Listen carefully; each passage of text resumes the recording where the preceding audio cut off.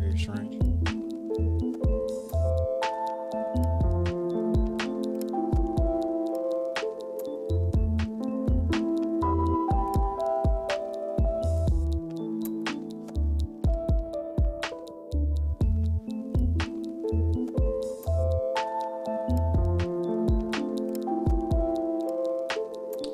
What's up, everybody? I'll be starting shortly.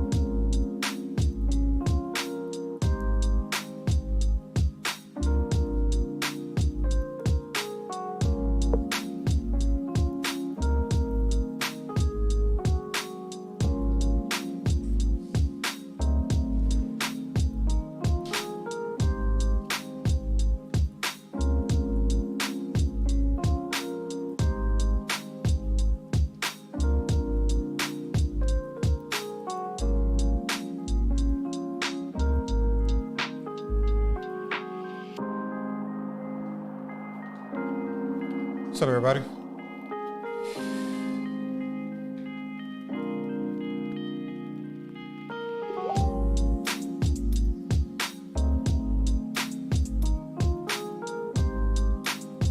Okay, mic check, mic check.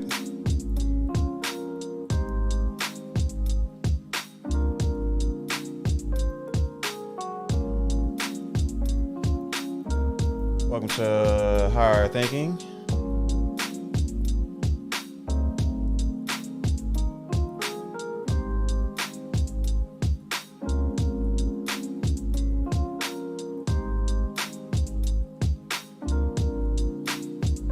Oh, not much going on today. Oh, why did this turn back off?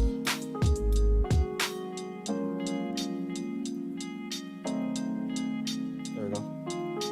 Much better. Thank you. Oh, hello, Tisha. Hello, Haji. I appreciate y'all stepping by. All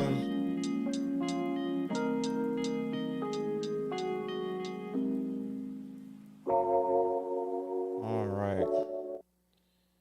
Yeah, that was lovely hip hop chill music. No ad, 10-hour beats, study slash relax. Just punch all that in YouTube.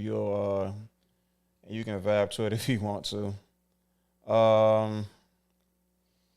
Is this thing working yet? Let me see.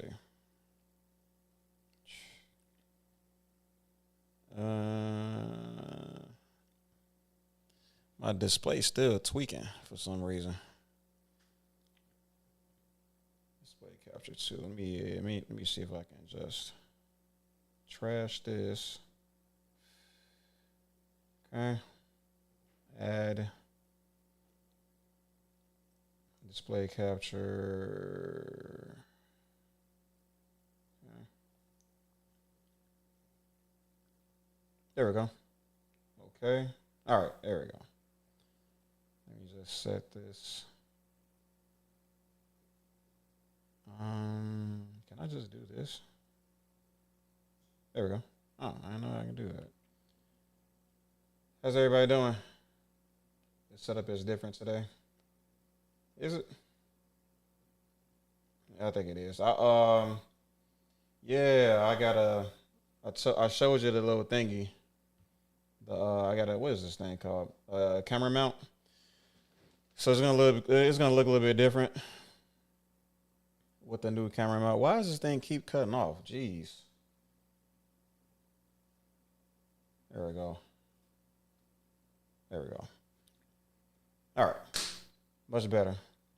So, yeah, I got the camera mount is more or less, it's putting the camera in a newer position, a different position. So, I'm not certain if I like it yet. I might have a new idea. I'm thinking about another idea. If next stream I might try something a little bit different. We'll see how it kind of turns out. But yeah,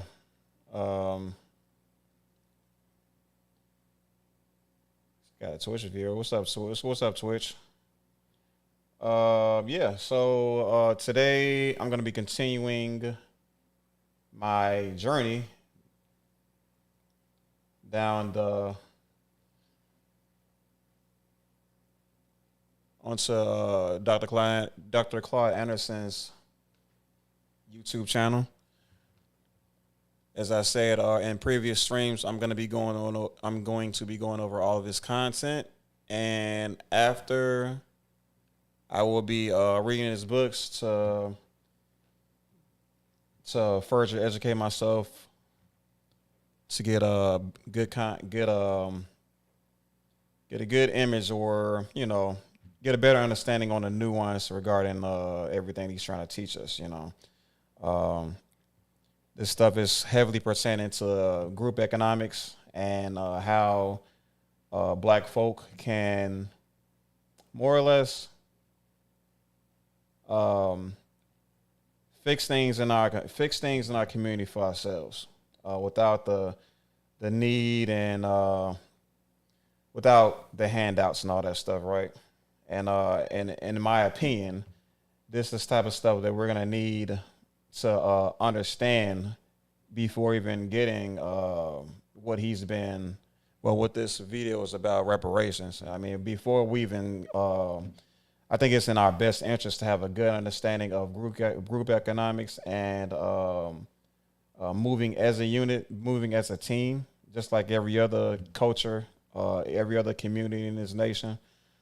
This is the same way they do it. That's the same thing. That's the same mentality we should start to instill in our own lives before we are given anything from anybody, for that matter. Because it's like I said, and I mean, here's a perfect example. Just happened like a year or two ago, right, with the whole BLM movement.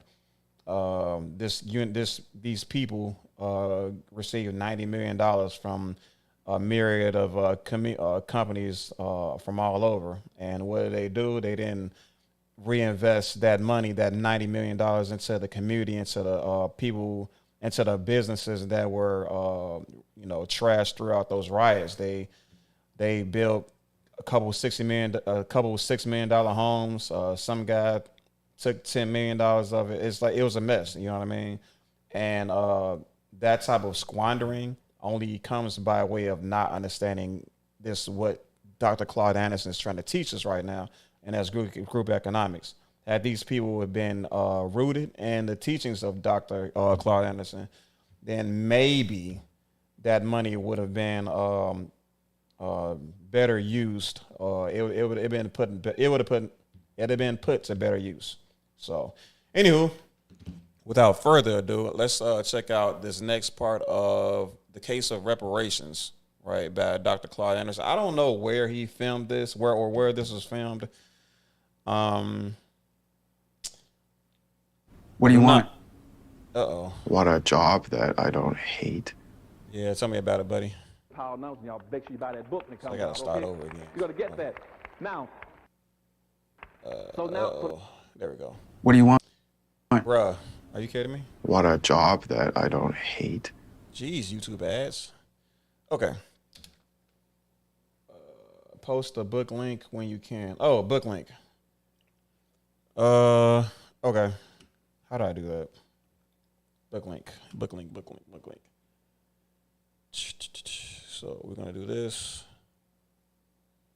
And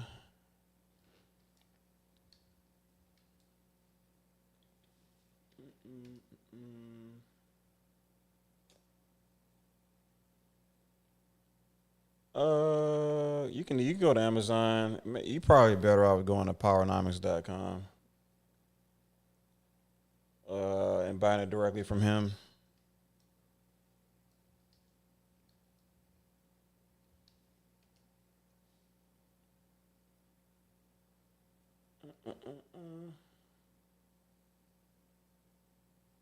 There we go. Now it's working. Yeah, Powernomics Corporation. What did I say? Corporation of America. Yeah. Black Labor, White Wealth, Black History Reader, Powernomics book. And this is I did see this before the Breakfast Club interview with Charlamagne the God. Yeah, very insightful stuff. Everywhere he's been, every person he's spoken to, it's just been very insightful. You know what I mean?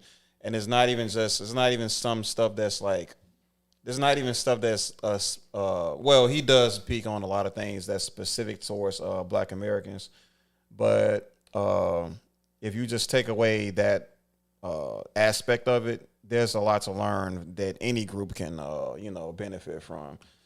But yeah, this is the book, Powernomics. Then he has some other things that kind of go into the history of Black people in America. And yeah, I mean, it's kind of this, the titles more or less speak for themselves, man. So, but anywho, let's get back into this.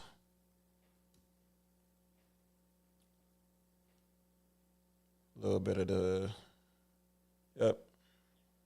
And India was given that right to intermarry with whites and become white. Oh, And you got a system we're going to talk about hopefully by the end of this thing. The system in this country is that people keep coming out, well, we're going to take over whites. You never take over whites. Whites got a process. Each group that comes in, they give you an option to become one a white moment, at some point. please. So that way they'll always be the majority population. Okay, so Indians became whites. Just like you got Hispanics now coming to this country, all the Mexicans, Hispanics, and Latinos. See, 99% of them is classified by immigration laws and also by their driver's license being whites. They are not part of what you all. They got a different issue than you got. And you got Asians now on probation to be white. Okay? All right. So what we're going to do then, we're going to go back and track the Indians. That's the closest. So yeah, he's definitely dropping you. If you're seeing this stuff for the first time, you're definitely being dropped in the middle of a very, very detailed and a very important conversation. It's gonna sound confusing initially, however, stuff is important, man. So I strongly recommend everybody watching to go back and view part 1 of Dr. Claud Anderson and the case for reparations. The thing we can track in terms of reparations. Now, how did the Indians get some of the things they're getting? Indians got slick. Even though the Indians were not quite as bright as black folk were, they were slick. They didn't get the shampoo that we got, okay? Now, what did the Indians do? First of all, nobody ever said any place in the Constitution, any place else on earth, that Indians were a nation. It's everything you wish for. Your site traffic is skyrocketing until this happens. Be careful what you wish for. Build your site on. For everybody. Nobody ever said the Indians were a nation. What was happening in the country during all the period we were talking about during the enslavement process and all the things in the 1860s, what was happening is that they were fighting Indians at the same time.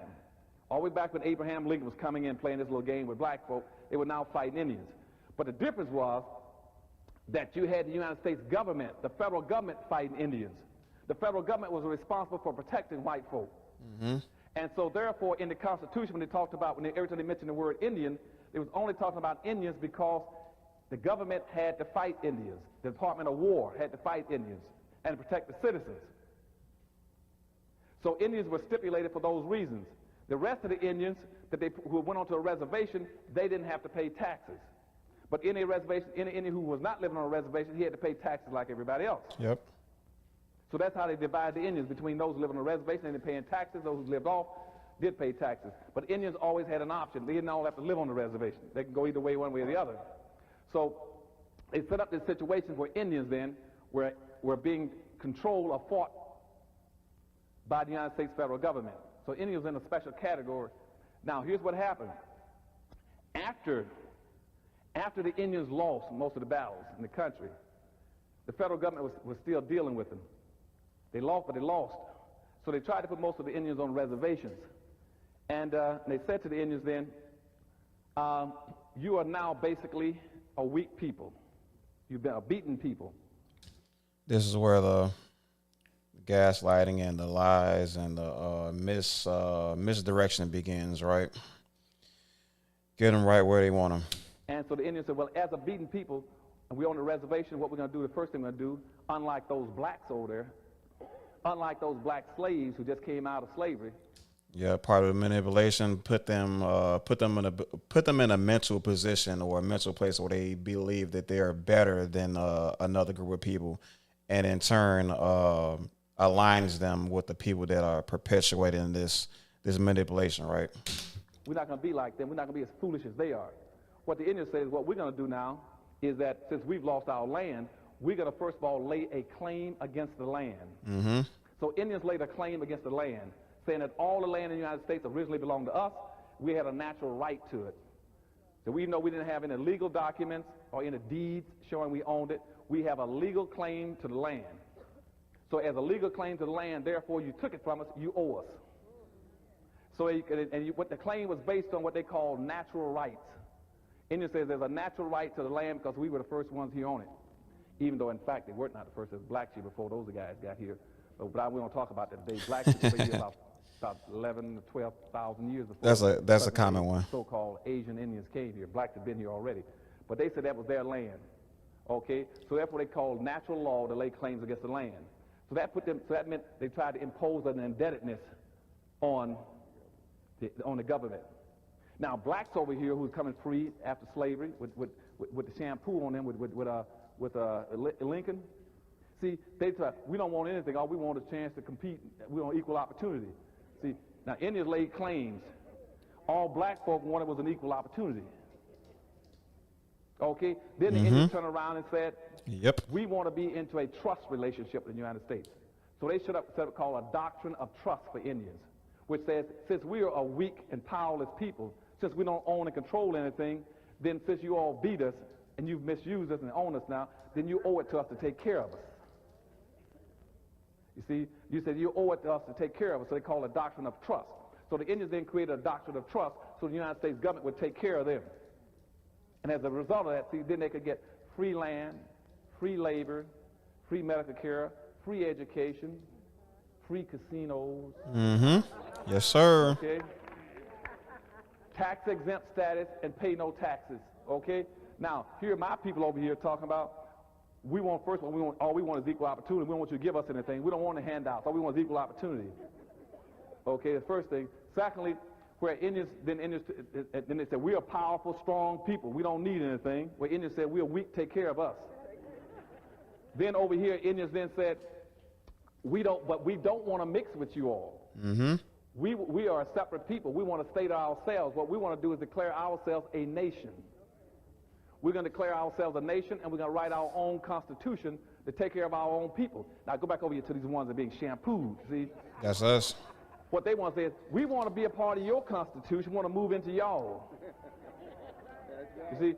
And yeah, a lot of you probably missed the shampooing reference, but more or less it's like it's more or less a joke. But how it works is you take the entire word of shampoo and then what they're advertised to do, or I'm sorry, what shampoo is supposed to do is supposed to cleanse, right? It's supposed to clean. But this what happened to us in the past, what he's referencing in this whole shampooing concept is they throw some sham on us, right? And then they take it out. They take away the sham and they leave us with poo. So it's got he explained it better than I did, but that's more or less what's going on. And they never once have ever said that we're a nation and started developing some kind of a constitution or a national plan of empowerment for ourselves like the Indians did.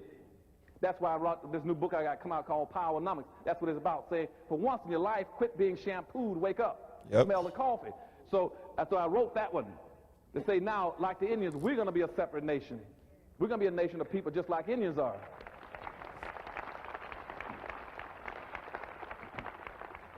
And the way the Indians got it approved, that's after they set their constitution, they kept calling themselves a nation.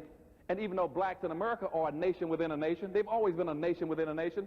Black folk are just as segregated now as they were in 1954. You're still not integrated anything. You're just as segregated now. You're still a nation within a nation. Yes, sir. All they have to do is declare themselves a nation, get them a constitution, and that's what you're going to get in Power Numbers. And y'all make sure you buy that book when it comes out, okay? Yes, sir. So, yeah. When he says, this is what I gather from that. We're a nation within a nation. This is how this is, and this is the funny part.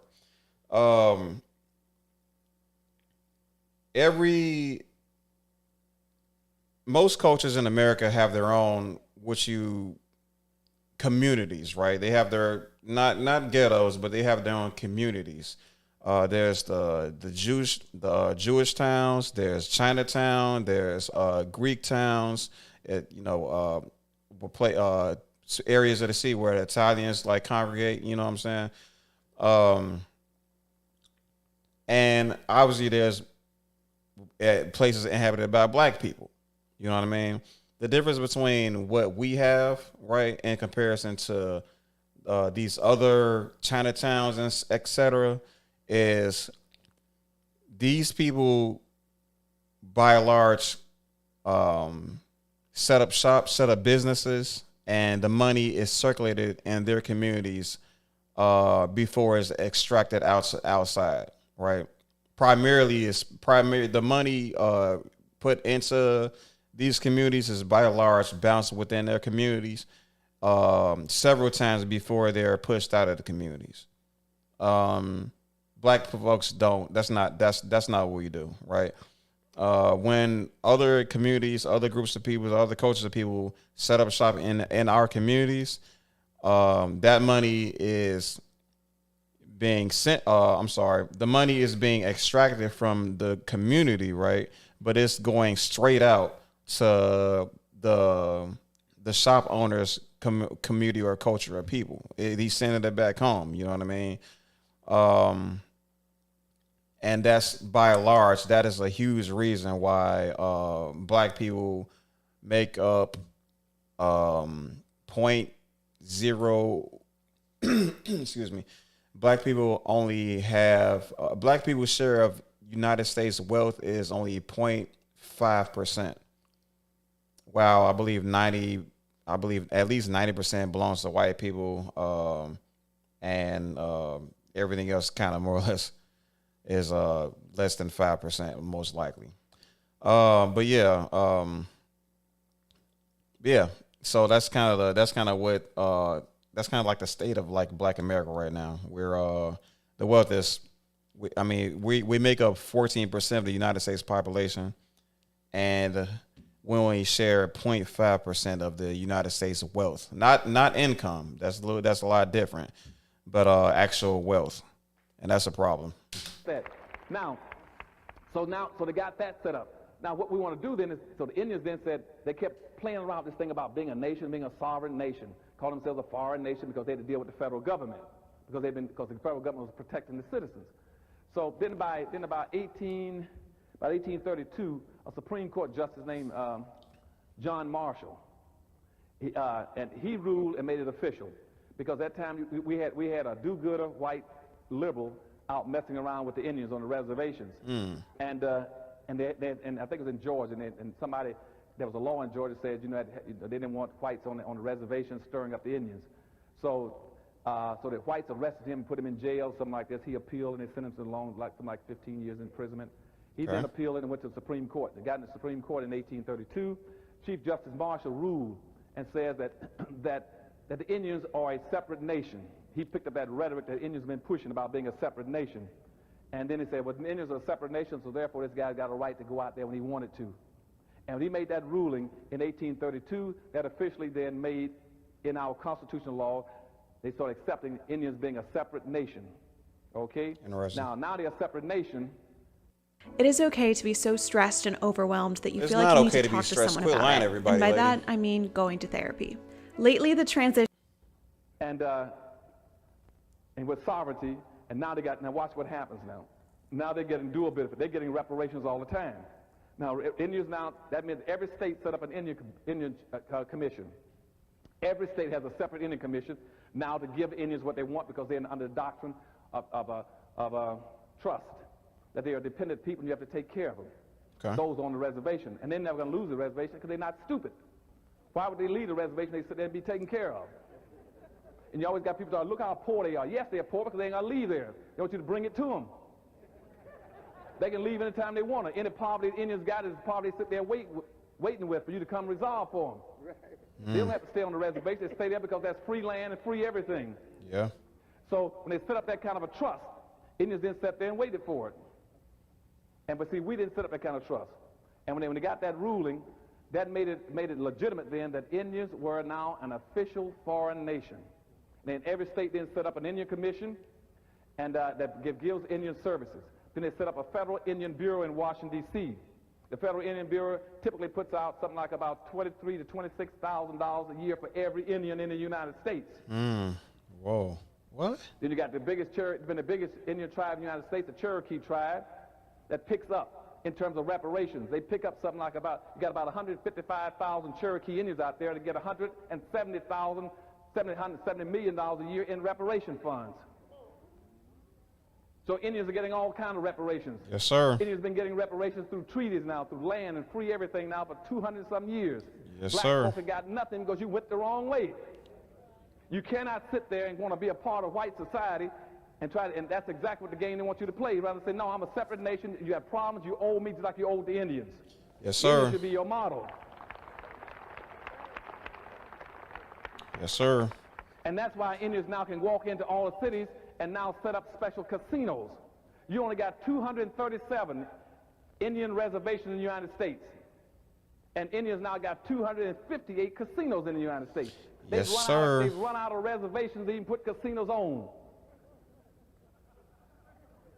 And typically those casinos bring in $1 million a day per casino. $1 million a day. In revenue, not $1 million a day in revenue, $1 million a day in profits. In profits. So the Indians now took those funds as reparation funds, and now they are taking that money, and they're building economic structures for their people. That's OD. They're building shopping malls and centers and all kind of things, industries for their people. While we sit here looking for handouts through affirmative action that everybody else is giving away to everybody else but us. Yeah. Wow. Yeah. That's a good case. That's a good argument. Worse than that, we have been trying to be independent and arrogant, pretend that somehow we can compete with white folks with nothing. And we got these little watered down, useless, half a business ain't worth 2 cents. And we got something like about 500,000 black businesses in the United States. They only employ 1.5 people on the average. 1.5 people. And they always bragging about the number of black businesses have doubled in the last 20 years. Yes, the number of black businesses doubled, but the money didn't double. They ain't getting more money. You just got more people chasing the same dollar. Wow. Yeah. Okay, yes, so first our model then should be ideally be Indians. We can track them and do something. Only will we try to a lot of editing going on here. That's kind of strange. To follow their policies of non-integration, but trying to be a separate people and getting them as much advantage as you possibly can. Secondly, under the doctrine of trust, make the government responsible because we are just as weak. Nobody is more weak than slaves. And see, the Indians were not enslaved; they were free, and yet they are now classified as weak and weak people, so they're given all these benefits. That's why their kids can go to school and get free college education. That's why they got 28 universities in the country. So we then want to get some of those same identical benefits that Indians are getting. So when people start telling you every time black folk want to say, we need this and that, they say, well, Dr. Anderson, black folk are not as bad off as the Indians. I said, the Indians are that poor, make black folk like Indians. Treat us like Indians if they're that poor. Yeah. See, but they always want to try to neutralize any concern you have about correcting conditions of black folk by pointing to Indians. And then they point to those Indians who are sitting out here on the reservation, they're sitting there waiting for something. And so what I'm telling them, then let us be treated like that. Treat my people like Indians. Let us be tax exempt. Well, we don't pay any taxes every year. We play the same game they're playing, okay? Hello? Now the next thing we want to do, I mean, we got to like, I don't see what. be prepared to start answering some of these people who are going to be opposed to reparations for black folk. They're going to come at you in 3 different ways. Ooh. The first group that's going to come after you are going to be whites. Hold on. Okay. This is something because I definitely been in an alliance then with a whole bunch of people that's been anti-reparations. And I mean, I've won every debate swimmingly, but let's see what these guys got to say. You can rest assured right now that 100% of all white people in America oppose the reparations for black folk. You must be ready to deal with that. Yeah. Be ready to deal with it. And the scary part about it is, I mean, and this is the fortunate truth of it, but I don't know when this was filmed, but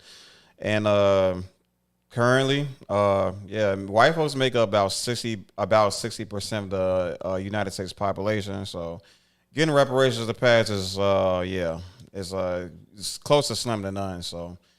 But at the very least, we can try practicing group economics as a unit or as a people, and then I believe that we can find our solutions by way of that instead of alternative,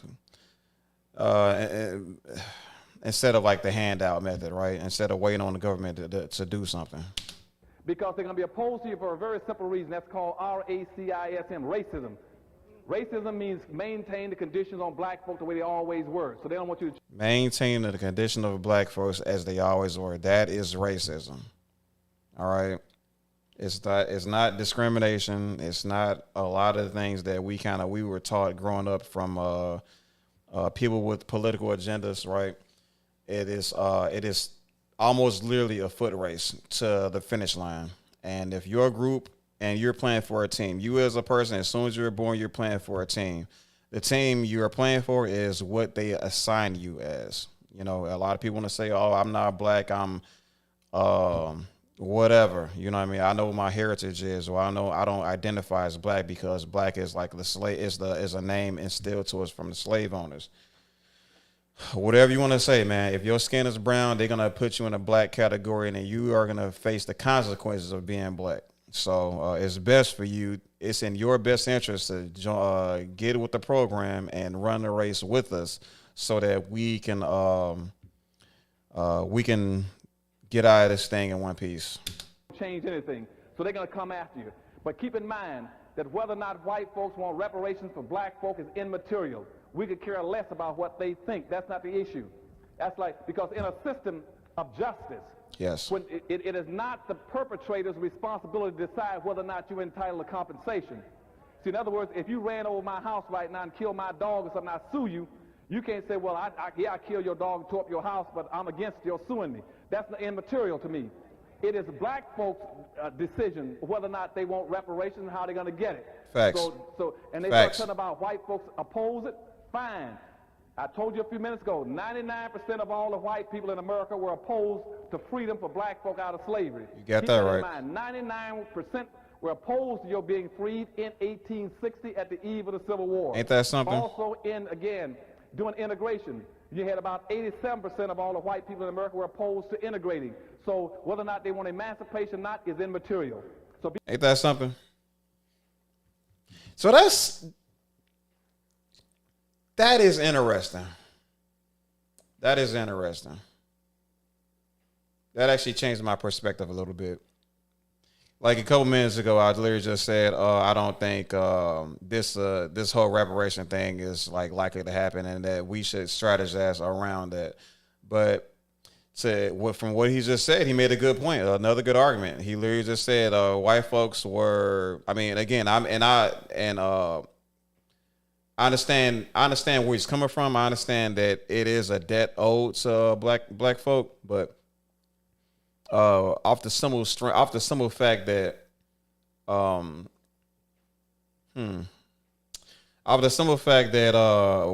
we understand that white folk make up the majority of this nation. You know what I mean? Again, about 60% of the United States population is white folk.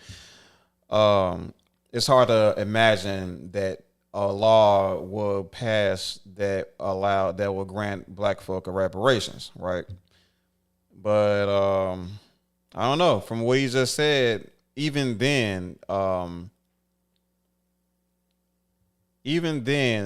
white folk being the majority were against the abolishing of chattel slavery. They were against. They were also against integration. I'm processing multiple thoughts at once. I apologize, but they were against all of these things, and they made up the majority. But these things passed anyway. So there is one other thing that that I'm still thinking about here, and that's the fact that they allowed these things to happen because they still benefit from the outcome. They still benefit from integration because they more or less just found a way to extract our brightest from our cultures or from our communities and integrate it into their communities and then make their communities more empowered, right? So that's how integration worked for them. Chattel slavery. They ended chattel slavery, but they found ways to extract those black people from not being paid, right, and to integrating them into the economy so that they become consumers, right, so they can add to the to the economy, you know. So it's like they always are given something, despite them investing into something that's perceivably progressive.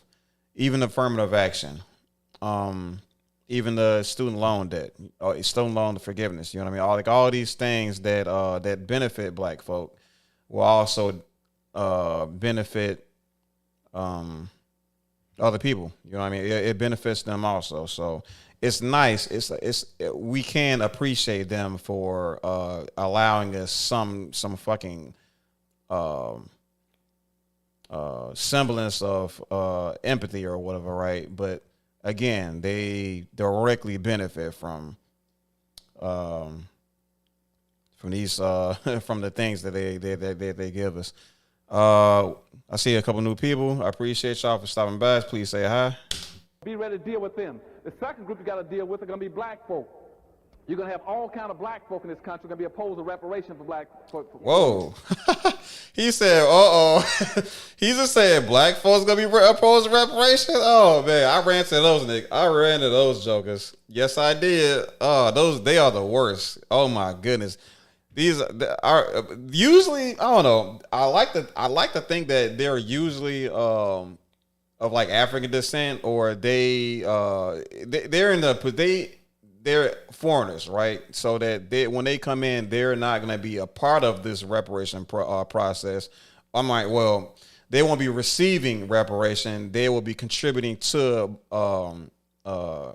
ADOS, or Africans descendant of slaves, right? They will be contributing to our reparation. You know what I mean? So they're gonna have something to say about it. But yeah, the things that I've heard, well, yeah, I forgot a guy, it's some pastor somewhere literally just said, black Americans need fathers. They don't need reparations. They need fathers. I'm like, bro, like they do all this freaking talking, man, and they don't do any freaking due diligence.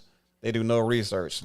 Like, bro, have you looked into anything regarding black fatherhood? You know that black Americans or black men are among the highest, if not the highest, of what's the word? The most, they rank among the highest of active fathers in America. And last time I heard, we ranked the highest.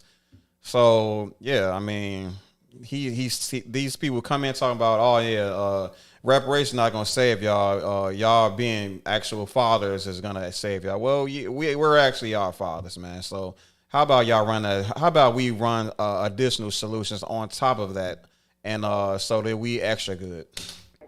They're gonna be jumping out. They're gonna be jumping out of the woodwork. They're gonna be jumping out of the woodwork because they're scared to death. They're just as scared now as they were in 1860. They're gonna say, we don't have anything, and what we asked for. Wait, did he say black Americans is gonna be against reparation? Maybe I heard something wrong, but I know maybe that's in my head because I really have been dealing with black folk that don't believe we deserve reparations. And a lot of those guys is like, a lot of these guys is on YouTube, you know what I mean? They're like the comment section and stuff. And I to be honest, I don't even think they're real people. I think they're like agents. I call them agents. I ain't gonna flex. They're literally freaking agents, man. If you're gonna come in and like actually speak against the betterment of your people, I don't believe you're a real person. I think you're just some kind of bot or some crazy mess, some sort of construct developed by the enemy to obstruct actual solution building in our community. Something they'll take away what we got, and we don't have anything, but they'll take nothing away from us. And so you're going to have that group that's always scared, and they're always going to say, it's better for us to have nothing than you try to get something, because that way they'll take us back to nothing, which is where we are already. So watch out for that group. Yes, sir. Out. The other group you're going to come out against, you're going to be a lot of your black leadership in America. Black leadership going to come out of the walls. Whites are going to pay. He said they're going to come out the walls. He didn't say that for real. I must be bugging, man. Hold on. Let me see. He didn't say that for real, bro. Hold on. I'm tweaking. In America, the black leadership going to come out of the walls. Whites are going to pay a lot of blacks to come out against reparation for black folks. Oh, okay? Yes. Oh my, see, they don't get it, man. They don't understand. this game, this is not 3D chess anymore. This is like 5D chess. Like the games, like the mind games are coming from so many different angles, and the least likely people you expect to say the most wildest stuff will say it because they're getting paid by a higher power. Pay attention. I've already been told this by one of the biggest white law firms that I know have already sat across the table for me and my staff and Dr. Hanson, we're going to help you all with reparation. These are Jews now. Said we'll help you all with reparations, but the problem you got to watch out for is that you're going to have all kinds of blacks coming out against you. And I said, I doubt. Okay, Jewish people, they spin game. They pass the game. Okay, I see you. And they said, no. They said, I said, how do you know that? They said, we might be white, but we're not stupid. They said, we know there are blacks in America who are paid. They're paid to come out against you all on everything you want to do to get black folk out of the ditch. Yes, sir. Yes, sir. They come by way of Democrats. They come by way of Republicans. And these people, if they are being paid by somebody that are against the betterment of black people, they are the enemy. They are affiliated with the enemy. Their pockets is of the enemy's descent. We know that. And say if we're going to help you, you better be prepared to deal with that and give us some ways of dealing with it.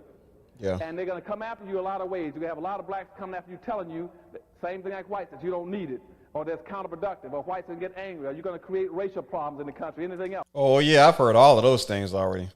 Oh yeah, there. Some dude literally just said that. I don't know that guy's name, but wait, Larry Elder. Oh my God, that's crazy. Larry Elder literally said that. If black folks got reparation, that would cause disarray, or it will cause problems in race relations. Like, bro. You know what else was causing obstruction in race relations? Fucking ending the Emancipation Proclamation. You know what I'm saying? You know what else made people uncomfortable with you know what else pro-black action that was acted upon or come to fruition that made white people unrest or oh man, my brain going too fast, bro. Anything that was pro-black, had it been ending chattel slavery to integration to what's that thing called? Affirmative action, even though everybody benefits affirmative action. All of that stuff is always gonna, I gotta take the affirmative action away. Anything that specifically targets the liberation or the advancement of black people, racists, right, are gonna take issue with it. All right, because if you empathize, if you understand that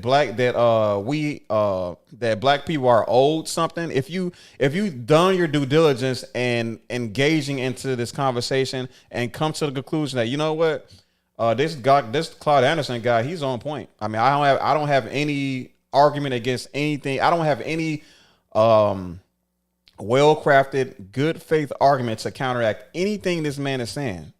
So, but here's the fact: I don't want to pay up because it goes against my interests. Makes you a racist. I'm sorry. See, it doesn't create a problem for anybody else to get something, only when you all get something. You know why that makes you a racist? Is because it's exactly what Claud Anderson stated to be initially. If you want to keep black folk the same, if you want to keep black folks in the box that we're in right now, you are participating in the foot race that is racism. You want your group to finish that finish line before black folk. That is racism. It creates a problem. They're going to come out and tell you that, okay? And they're going to be paid to do it. And they're going to try to do it also by always blending it in, going back to those terms I told you about earlier. Anytime a black person comes out, start talking about all, we all, you all, poor folk, multicultural, culture diverse, minorities, you all have been had and been shampooed. Yes, okay? sir. That's what it means. Yes, sir. Anytime you got a black elected official. Yes, sir. A black elected official or a black civil rights. That goes for everybody. That goes for Kamala Harris. That goes for Obama. That goes for any black Republican you can think of. All of these guys, man. Leader or a black minister, he's going to represent all the people, you've been had. Yes, sir. Your first concern is you take care of your own people first. Yes, sir. Okay? Yes, sir. And it's like, this is why, and this is why I want people to understand too. Like, this isn't a thing of we take care of ourselves first and we forget everybody else. I do believe in the concept of giving to people that are in need, despite backgrounds. You know what I mean? But the thing is, black folks are amongst the least profitable. I mean, like I said, I can show you the chart. It's on my phone right now. It'll be kind of ghetto for me to just put it in front of the camera right now. But black folk are in a dire state right now. It's looking bad. Like, literally, we're literally projected to have a wealth, or I believe a wealth median of $0 by the year 2053. We are in a fight of our lives at this point. And nobody seems to care, which is, but the thing is, I care, and I'm trying to spread this information so that more people will care, because this stuff is important, man. But when we get all these other guys and when we elect all these officials, these black officials that are being paid by Democrats or Republicans that are rooted in hatred for black people. Or not, maybe not hatred for black people, but they're rooted in their own culture, finishing first, then yes, they are participating in this in the true definition, the true meaning of racism. And that's winning the foot race. You have never heard a white person jump up and say he represents all the people. Come to Washington, watch all the white senators come across this country. They say, I come here to represent my constituency, my people, back in my home, in my city, in my state. Only black folk want to represent everybody. Yes. That goes back to that slavery bit I told you about earlier. That's Watch it. that. When they start talking about all of everyone and everybody, you're through in the country. Yes, so sir. watch for them, and when they do it, you all nail them. Nail them up front. I don't care whether it's an elected official or a civil rights leader, but they're going to be coming out against us pretty soon, okay? The second thing you got to watch out for now, we got to be able to look for the responses that white's going to come out with. They're going to come out stuff like, why am I responsible for reparations for black folks? My family didn't enslave any black folks. Oh my God, you're so right. He's so right. I will, please tell me, teach me. Fine, that's good. But you still owe us. Yes, sir. You owe us, first of all, because it doesn't make any difference whether or not your family enslaved black folk. You came here and enjoyed all the benefits. That's it. Of them enslaving black folk. That's it. And you're not paying for the fact that black folk were enslaved, whether your family enslaved or who enslaved them. You're paying for the benefits that you enjoyed then and you enjoy it now. You're just paying for benefits, okay? It's this is part of the privilege that a lot of people speak of, and in reference to these types of people. So yeah. So you make sure you take it over to benefits. You tell me you ain't concerned about who did the enslaving. You're concerned about who's enjoying the benefits. Mm-hmm. And they're going to pay for it like any other person in the house. You go into a restaurant, they're going to pay, whoever gets the service is the person that pays for it. You enjoyed all the benefits of coming into this country. Nobody begged you to come from Europe or from the Far East or from Latin America into this country. You came here because you wanted to enjoy all those benefits that black folk had created. Yeah. You sat at the table in the banquet and you ate, now it's the bill time. That's facts. And not only that, but they were actually incentivized by the government to come here. Like when foreigners, I mean Africans included, when they settle in America, they're given government benefits. They get I'll have to look it up. I don't want to talk out of my butt here, but yeah, they're given like government incentives for contributing to American society the right way, at least, right?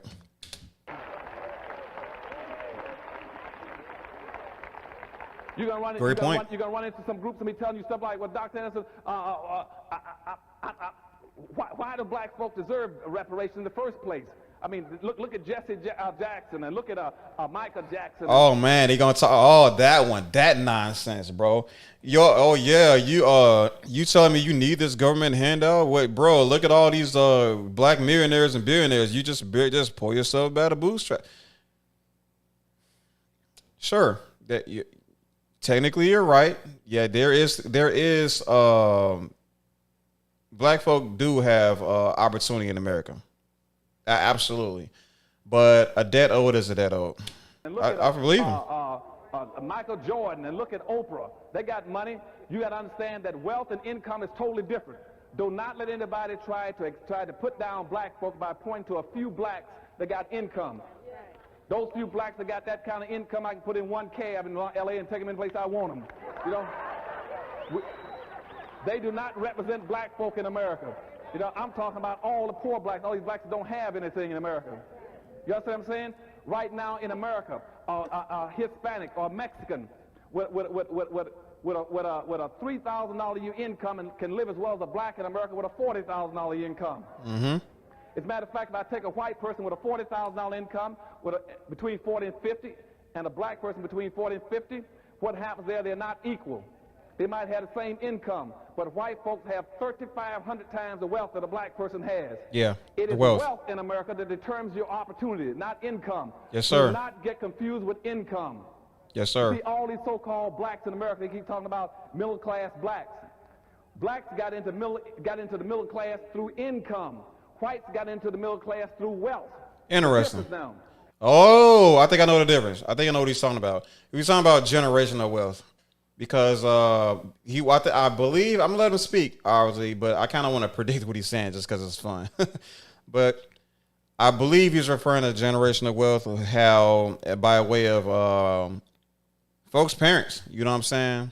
Folks, they're born. These kids are more privileged kids are born into a middle class society or a middle class household where they're given better opportunities than the blacks, especially during this time period. Things were a lot different during this time period, so you got to take that into effect also. Things are more people, more black kids are being born into middle class societies now in comparison to then.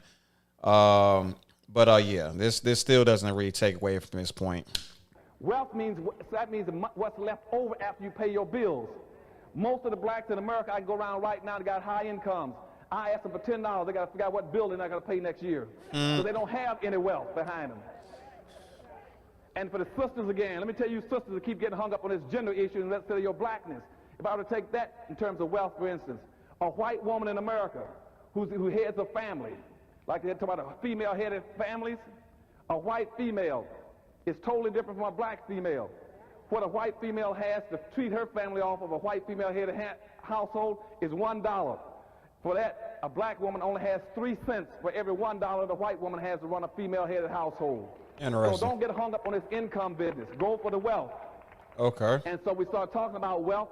Tell white folks, and the white folks say, well, Dr. Anderson, what about the fact that reparations will set an ideological precedent that'll be bad for the country? That's BS. See, let me go back again in history again. I told you earlier, go back to history. Everybody in America has gotten reparations but black folk. Yes, sir. Now, let's go back to the earliest form of reparations. Indentured white servants got reparations. No way! Indentured white servants got reparations? No, bro. Are you? No way. No way. Oh, that's triggering. No, I refuse to believe that would miss Dr. Addison. Indentured servants got reparations, cuz? Are you serious? Not only did the slave owners get reparations, the indentured servants got reparations too? Are you kidding me?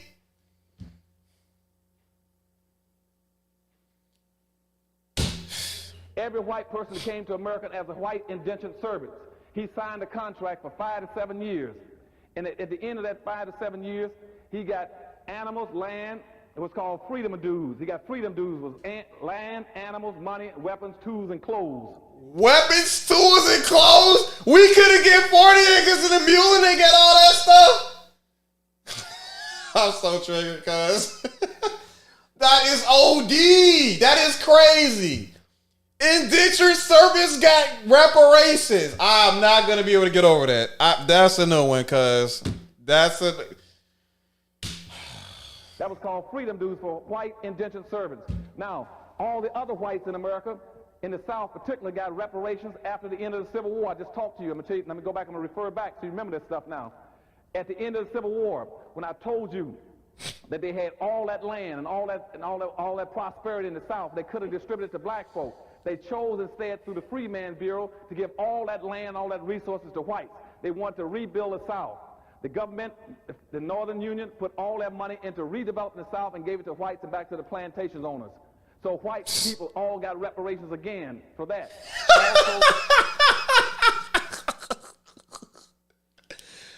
Also, oh my God, bro. All right. So like I do hear arguments about like, hey, it's gonna ruin the economy. We like what's the worst? I mean, we are the United States government already has a spending problem. We spend too much freaking money that we're like trillions and trillions of dollars in debt. All of that jazz, right? Bro, like how about we do this? How about we just cut back on the reparations we give to Native Americans? We cut back on the reparations we give to Jewish folk, and then we break bread with black folk because we need the reparation more than anybody, and then any of those guys. You know what I'm saying? Like these are Americans that we're talking about, and we're sending money over to the Ukraine. We're sending money to what's that place called? I can't. Maybe I shouldn't say it because I might get canceled.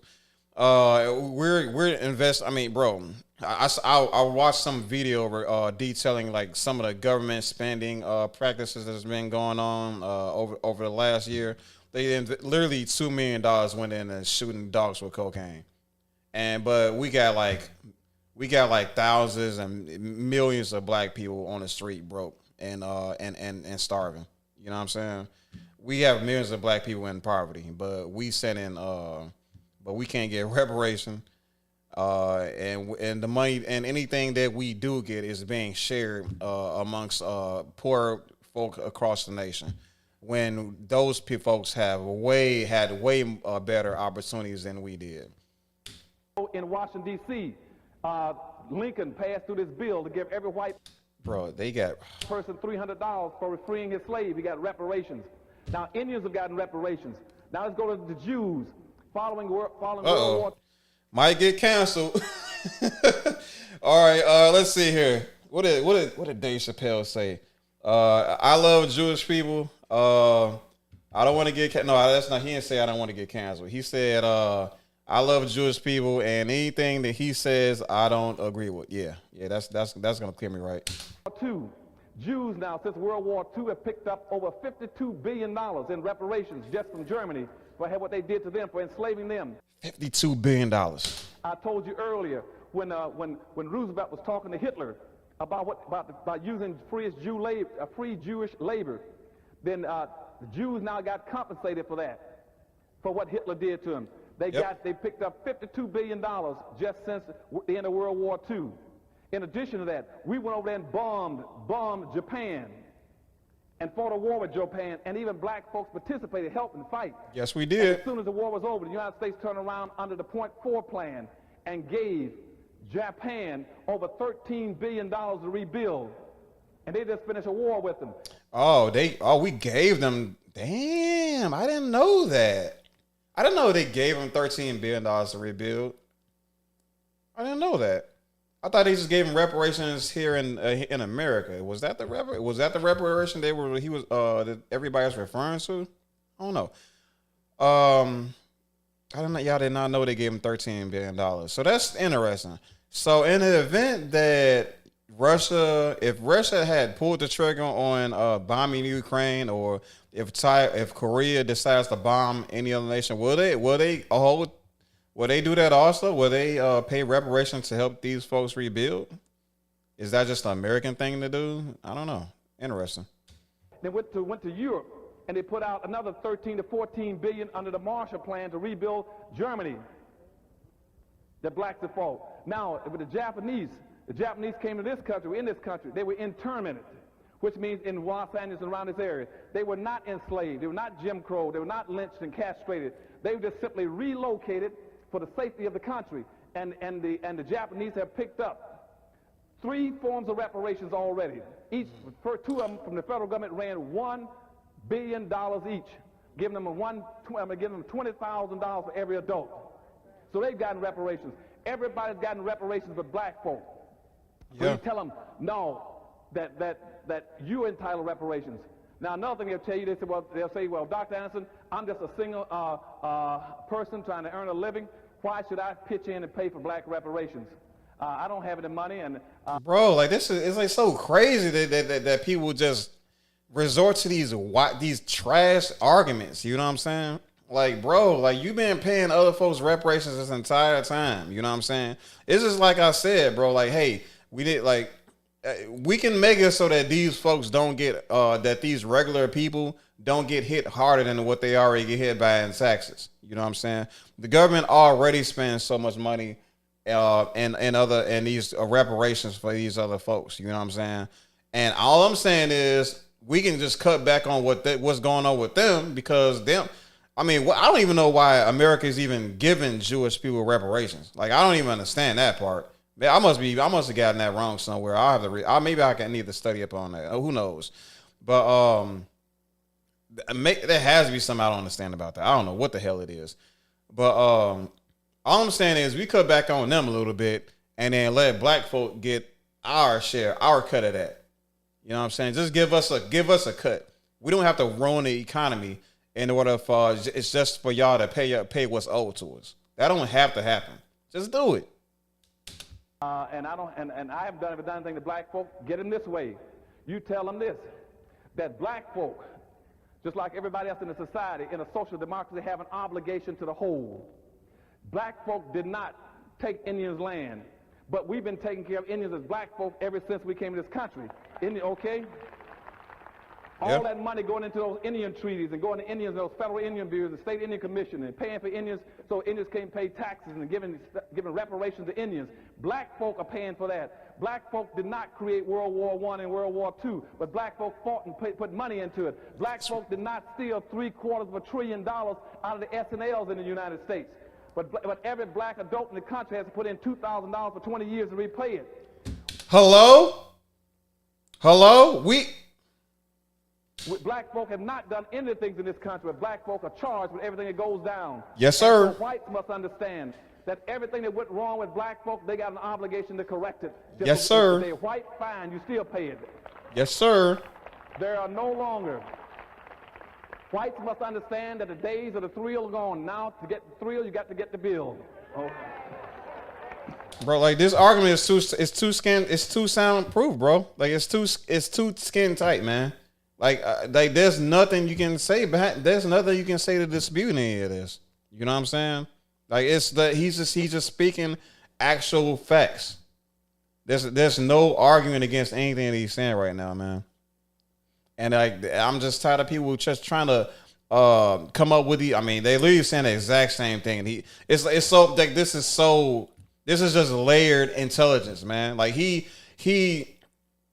knows what needs to happen. It's like this is just a result of like a life's work. You know what I'm saying? Like he didn't just complain. You know what I mean? A lot of people just complain, don't think of any solutions. Not only did he complain, right? He found the solution. And he didn't stop there. He thought about what people would try to say. You know what I mean? He thought about the naysayers before they even spoke. And he already found counter arguments for it. This is just layered upon layered upon layers of just, I mean, take out if you can just be empathetic for a moment here, just strip away all like the topic at hand and just appreciate this for being a sound argument for where it stands. Like the work that he put into this is just chef's kiss. Very impressive. Now, as we get our money, we got to move our resources into several things. We start developing it. When we get these funds, keep in mind, no black person should be looking for money individually. We're not going to get into that bag. No black money comes except those who are going to be a part of some of our national suits. I believe, is he talking about a loan program? Any black that becomes a part of our national suit, you can get money directly. We'll be having hearings through the Harvest Institute in Washington, Detroit, and Los Angeles, where we'll be taking testimony, making blacks a part of a national suit, because we're going to be going after about 257 white corporations, okay? Now, if we win that, you get money. The rest of you blacks don't get any money that way. The way you get your money, the money's going to go into special funds in the country between two regional development banks on both sides of the country. And what we do then, black folk can go to those banks and borrow that money either to get long-term, low-interest loans at no more than about 1% interest rate. Woo! The money would go in to help you start a business as equity capital so you don't have any debt. Woo! Whoa! Layers. This, bro, I'd have never thought of that. I'd have never thought of that. This dude, that isn't, bro. This is how you maintain This is how you maintain wealth in a community. This is levels. Wait, I think this is what Jewish people do. I believe because that's what. Because I started. How do I word this?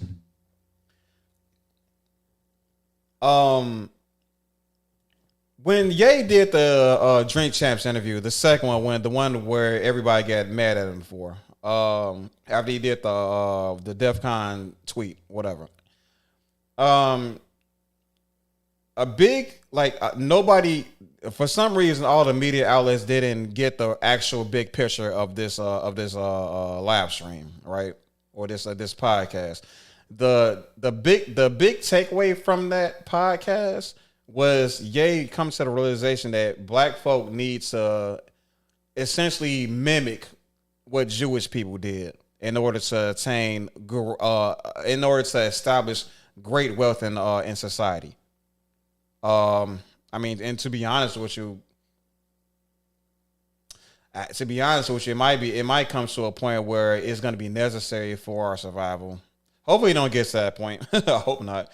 I don't want to be a doomsayer, but that's what the big takeaway was for that podcast. And unfortunately, it fell on deaf ears because everybody was still mad at Ye over those tweets. This is what I believe Dr. Anderson is pretty much.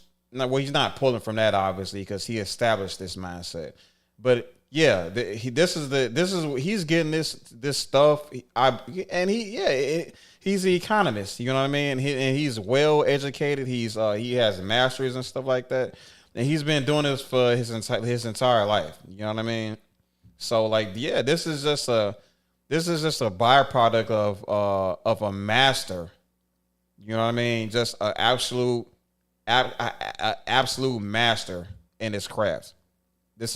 He dedicated his life to this, and it completely shows. What he just said, masterful.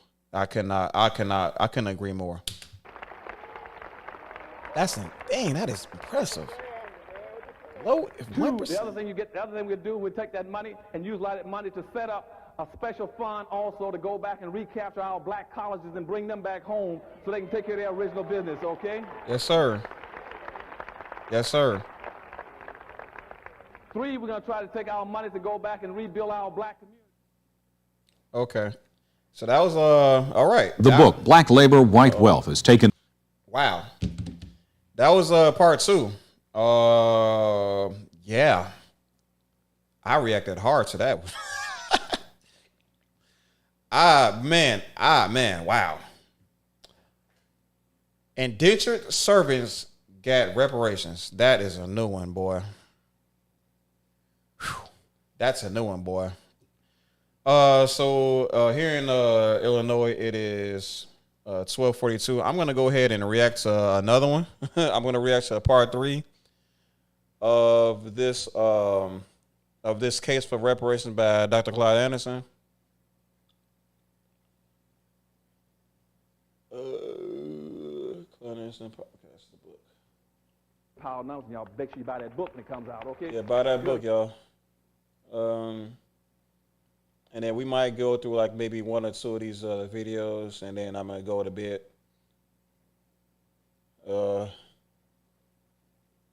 These I don't know if y'all can see this yet. Dr. Boyce Watkins has been doing some pretty good work with Claud Anderson. seem to be weekly. So that we definitely gonna be checking that out. But yeah. So let's get this part 3 up and popping here.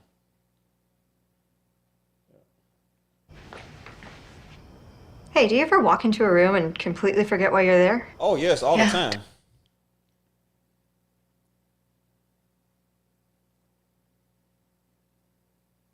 Do it every day, man. It's like I would walk downstairs and like, why the hell am I down here? Oh, I'm supposed to be live streaming, and that's kind of, I ain't gonna lie, by the time I go back upstairs, I realize like I'm supposed to be live streaming, and I will literally go back downstairs. I will literally you know what? I'm too tired to go back downstairs. I'm gonna just take a nap. That's my excuse for the past couple weeks of why I haven't been live streaming. And try to put the infrastructure repairs them and improvement of the looks of them. And also we're going to try to take that money for black communities and build factories across America. There are industries we can take and build businesses to be competitive.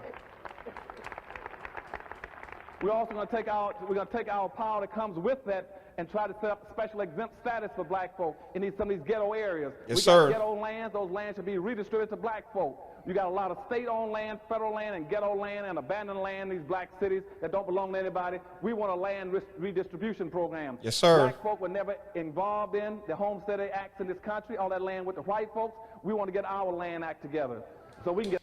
Black folks was not they. I gotta look up this land. Let me write that down. The Homestead Act, right? Because that might be something else I can kind of use to kind of push this case forward. I don't know much about the Homestead Act. If anybody know anything about the Homestead Act, I'm all ears.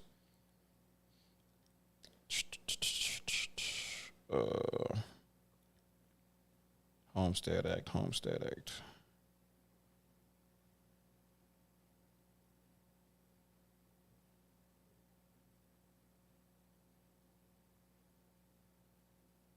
All right.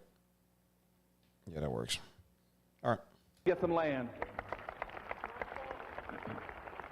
And also what we want to do is to be able to help black folk. We want to also take some of that money that comes to us. We want to set up a special kind of an organization like the Harvest Institute. It may even be the Harvest Institute that will go around this country and act just like the Jewish Committee, the National Committee, Jewish, which says we will watch and monitor exactly who's coming after black folk and bothering black folk so we can protect black folk. Told you. Yeah, I told you. Yeah, he's modeling this after the Jewish community. I'm pretty sure the Jewish community has these type of. They own a whole bunch of these banks in America. All the banks, well, not all the banks, but they own majority of the more established banks in America, which means a lot as far as the economy is concerned. And he's suggesting that we, for the most part, use those people as like a model to, use them as a model to enact essentially a dominance in a capitalistic American society. Very interesting. But I paused this video because I want to say something. And this is something that I kind of been struggling with some of the people I talk to, even some of my friends. But a lot of people don't seem to understand that in the event that we do get these reparations, this money should not be squandered. You know what I mean? It's the exact same thing as I said regarding the BLM organizations. They get all of this money from all these different companies and stuff like that, and they chose to essentially give too much of it back. They gave too much of it back and didn't give enough to repair the black community. You know what I mean? That's what this was supposed to be for. You know, it was given to us in solidarity with George Floyd, and they did stupid things with the money. You know what I mean? So, where to start? I don't want us to receive these reparations and watch as we collectively screw it up, because it's like what do we do all of this for? Like, what do we achieve this fight for? You know what I mean? this money is supposed to be used to build great things, to finally make our mark, to finally set up shop in this capitalistic society. And too many of us are just like, I mean, what that Dave Chappelle skit, you know, he made a skit about if black folk got reparations. So he already knew what was up. I can't quote it exactly, but he literally said like black folks, I mean, they got the money and then it just went, it came and went. You know what I mean? They just started, they spent money on just absolute nonsense.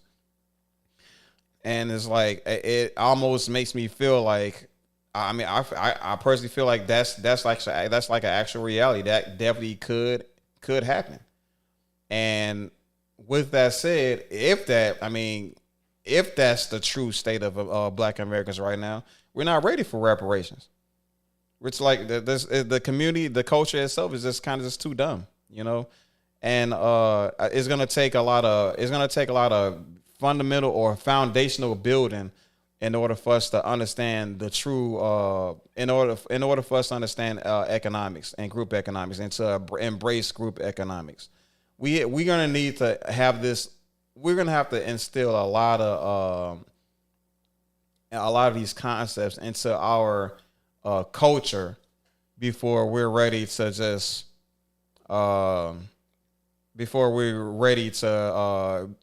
receive this debt. And it's like, and then like the only pushback I ever hear is, who are you to tell black folk how to spend their money? And it's like, y'all just don't, like, these folks just don't understand what's at stake, man. Like, if everybody thought for themselves, if everybody didn't want to embrace this group economic system, then there's special rewards for that. And none of those rewards are conducive towards that advancement of black folk.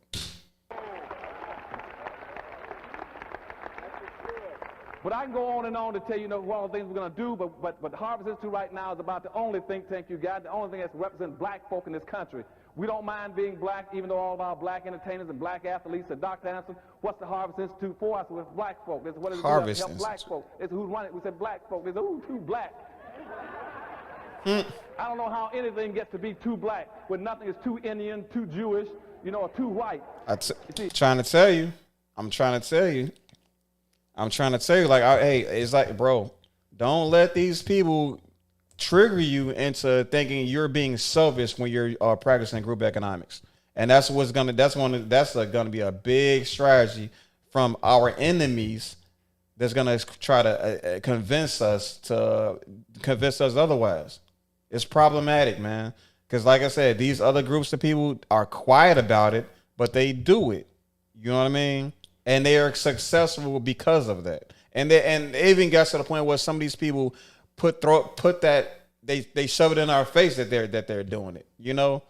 So it's not even all of them are even quiet about it. Some people are actually squealing on them or telling themselves that they came to this country and they've established something, and black folk haven't.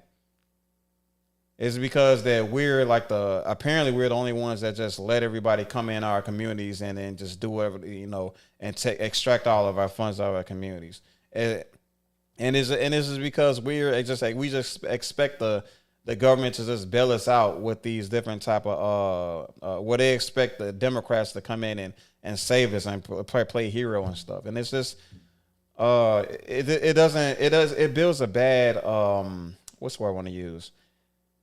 It lends to the destruction of the culture, of the mentality. You know what I mean? We have to build some sort of do-it-yourself mentality in order for us to.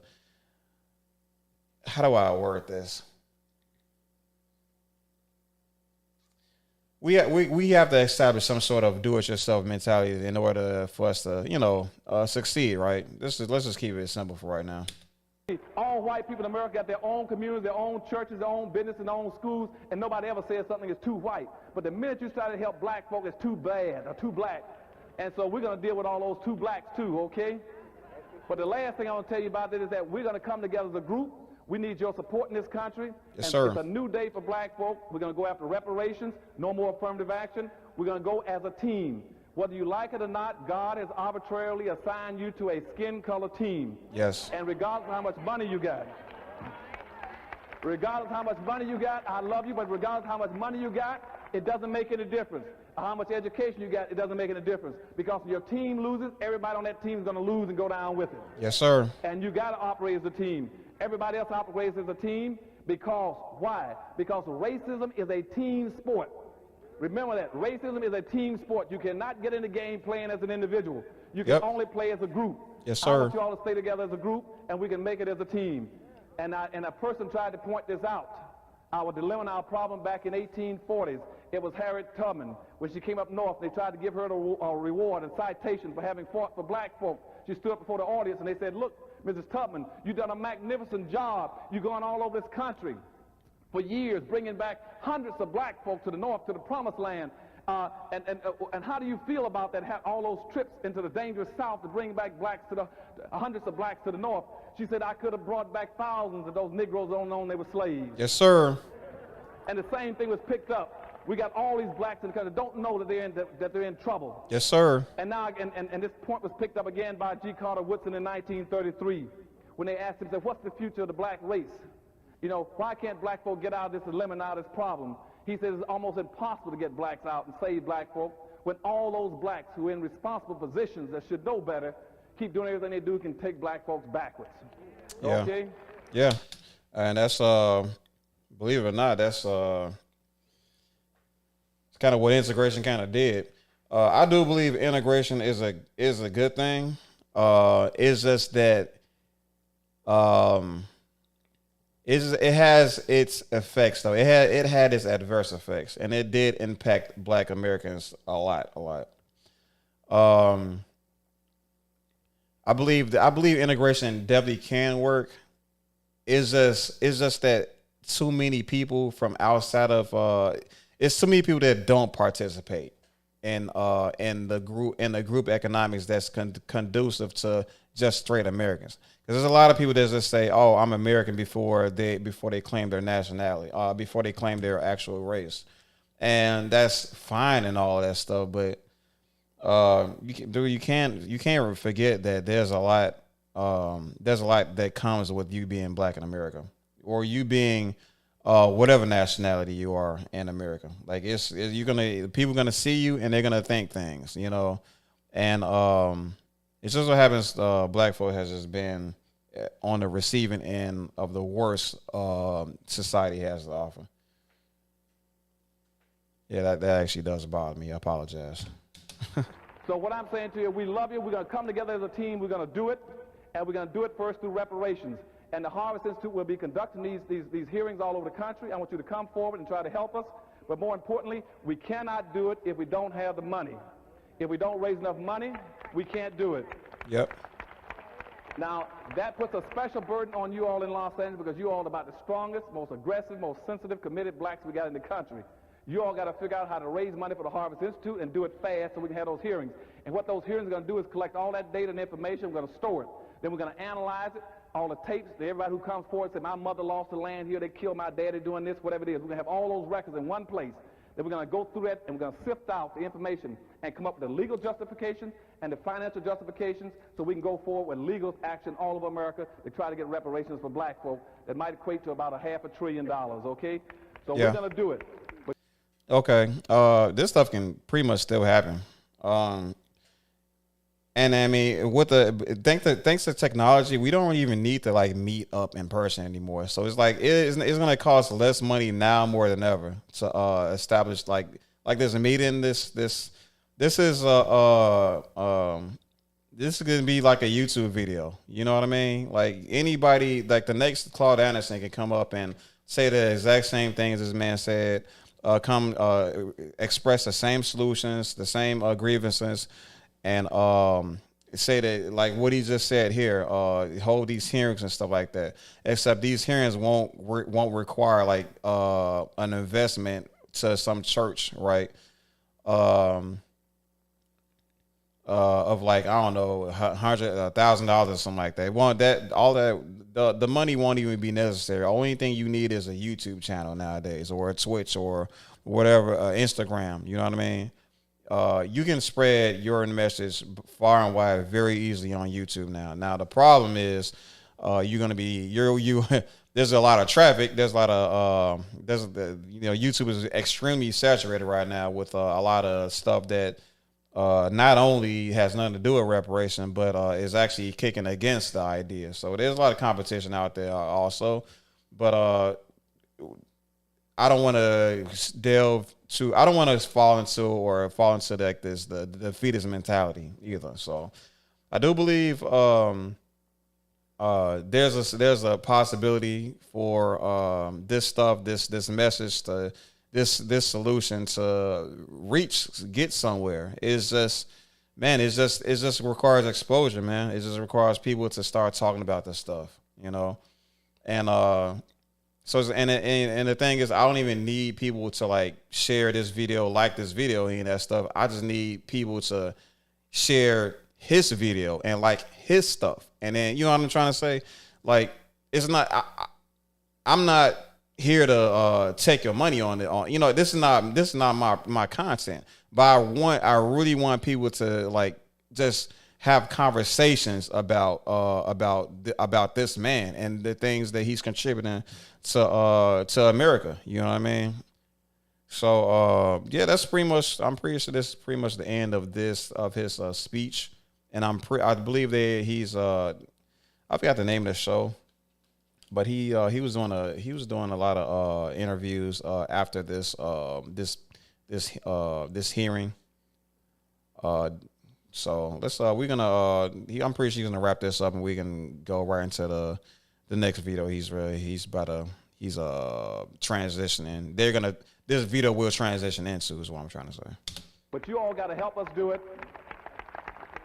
Without you, it won't happen. Why does this keep doing I can this? spend much more time telling you about the things we have to do in reparations, but more important, remember one thing: reparations means making whole, bring into a good, productive condition.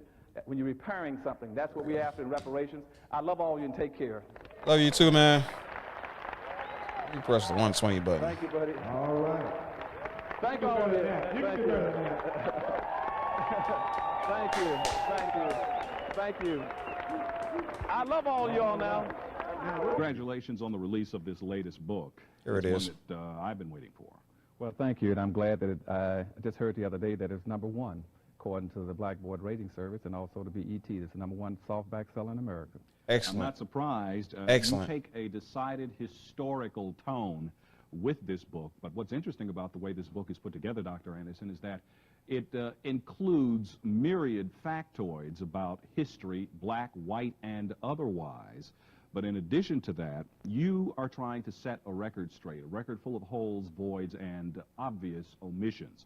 You say that black history is not, or history in general, is not taught very well in the American public education system. How would you change the way it's taught? I think he's about to get into, I bet you he's going to get into, what's that called? Critical race theory. I believe that. I bet. Watch this. The first thing I would do is I would have to base it on what I learned years ago when I was over education for the state of Florida. Being over the education system, I went in and reviewed some of the textbooks, Daryl. I found out in the state of Florida that invariably blacks only showed up twice in the history books. Either showed up in the course of slavery, where they were picking cotton in the fields, or secondly, they showed up in the civil rights movement, where they were demonstrating or rioting.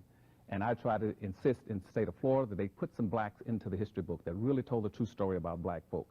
And the book companies told me, the publishing company said, well, Dr. Anderson, we can't do that. There's nothing about blacks. We don't have any accomplishments of black folk. That was the first thing that set me off. Like, bro, what you talking about? You ain't got no accomplishments of blacks. But you better find out. That was a alarm off my head that somebody is not teaching it. And Yeah. therefore, the white kids in the state of Florida, as well as the black kids, are being deprived of a true understanding of black folks' role in history. The second thing I found out, Daryl, was that in going into the black schools, invariably during the month of February, they call that Black History Month, and almost every school in the United States will have up the same 10 or 15 pictures on the wall of various individuals. And I would ask you right now to name those 10 or 15 individuals. You can do it very easily. And what they're doing is teaching our black kids that is black history. That's not black history either. Nobody ever talks about the major contributions that black folk have made.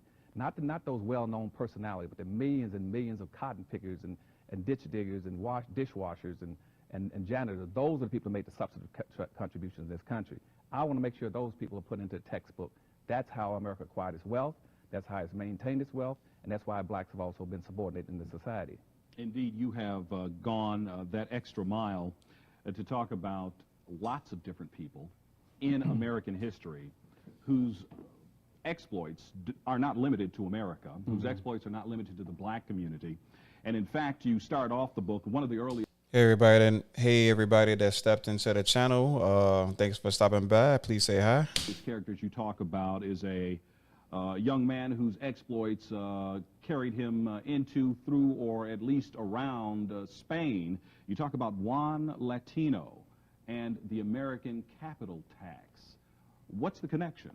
The American capital, he was about the last individual in Spain before the Jacinto policy went into effect, where officially black folk were identified as being the slave class, the laboring class of the world.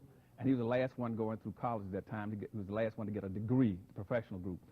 But at that same time, they passed in Spain a tax, saying that any black person that had a degree, just not because of his education, but because he was black, had to pay a tax. And this country, excuse me, had the same thing, Daryl. All during slavery, it was called a capital tax.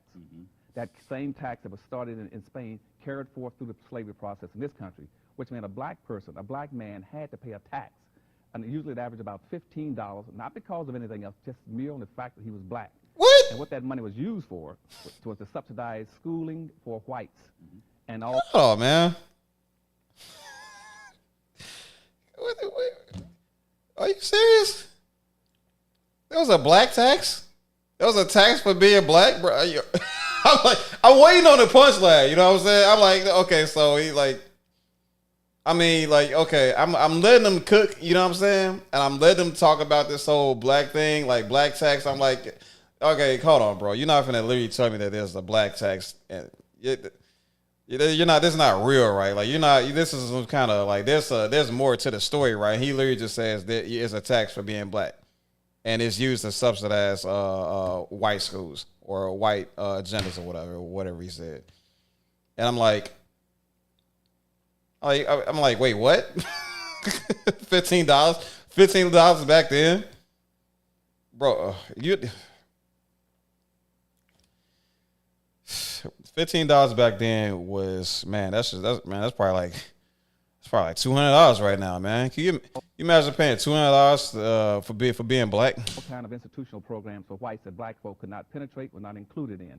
So in the society, throughout our society, whether it was in Spain or through America, black people have always had paid a black tax, just for the mere fact of their presence. Cause if we can't get a black tax, brothers have been paying a black tax, and we can't pay reparations. We can't get reparations, and brothers have literally been paying a black tax on top of all this other stuff that's been going on in America. Another fact. A black tax. You were, God gave you black skin, so now you gotta pay taxes for that. Like, imagine how that sounds. What? I cannot believe this. Like, bro, and indentured service got reparations, and now I found out about a black tax. Cause I thought because the word this idea of a black tax was actually repurposed to mean something entirely different in 2022. What Anton Daniels, I believe the guy name was. He said I got it from him, and he said what did he say? He said this black tax was basically black people, working class black people, non-retired black people, essentially paying for their parents because the parents didn't have 401k plans. The black parents didn't have retirement plans, pension, none of that stuff. They simply existed, you know what I mean? And they needed to live. So the kids, being good kids that they are, they essentially paid for the existence of their parents. It was that's what a black tax in 2022 is like. That's what it is now.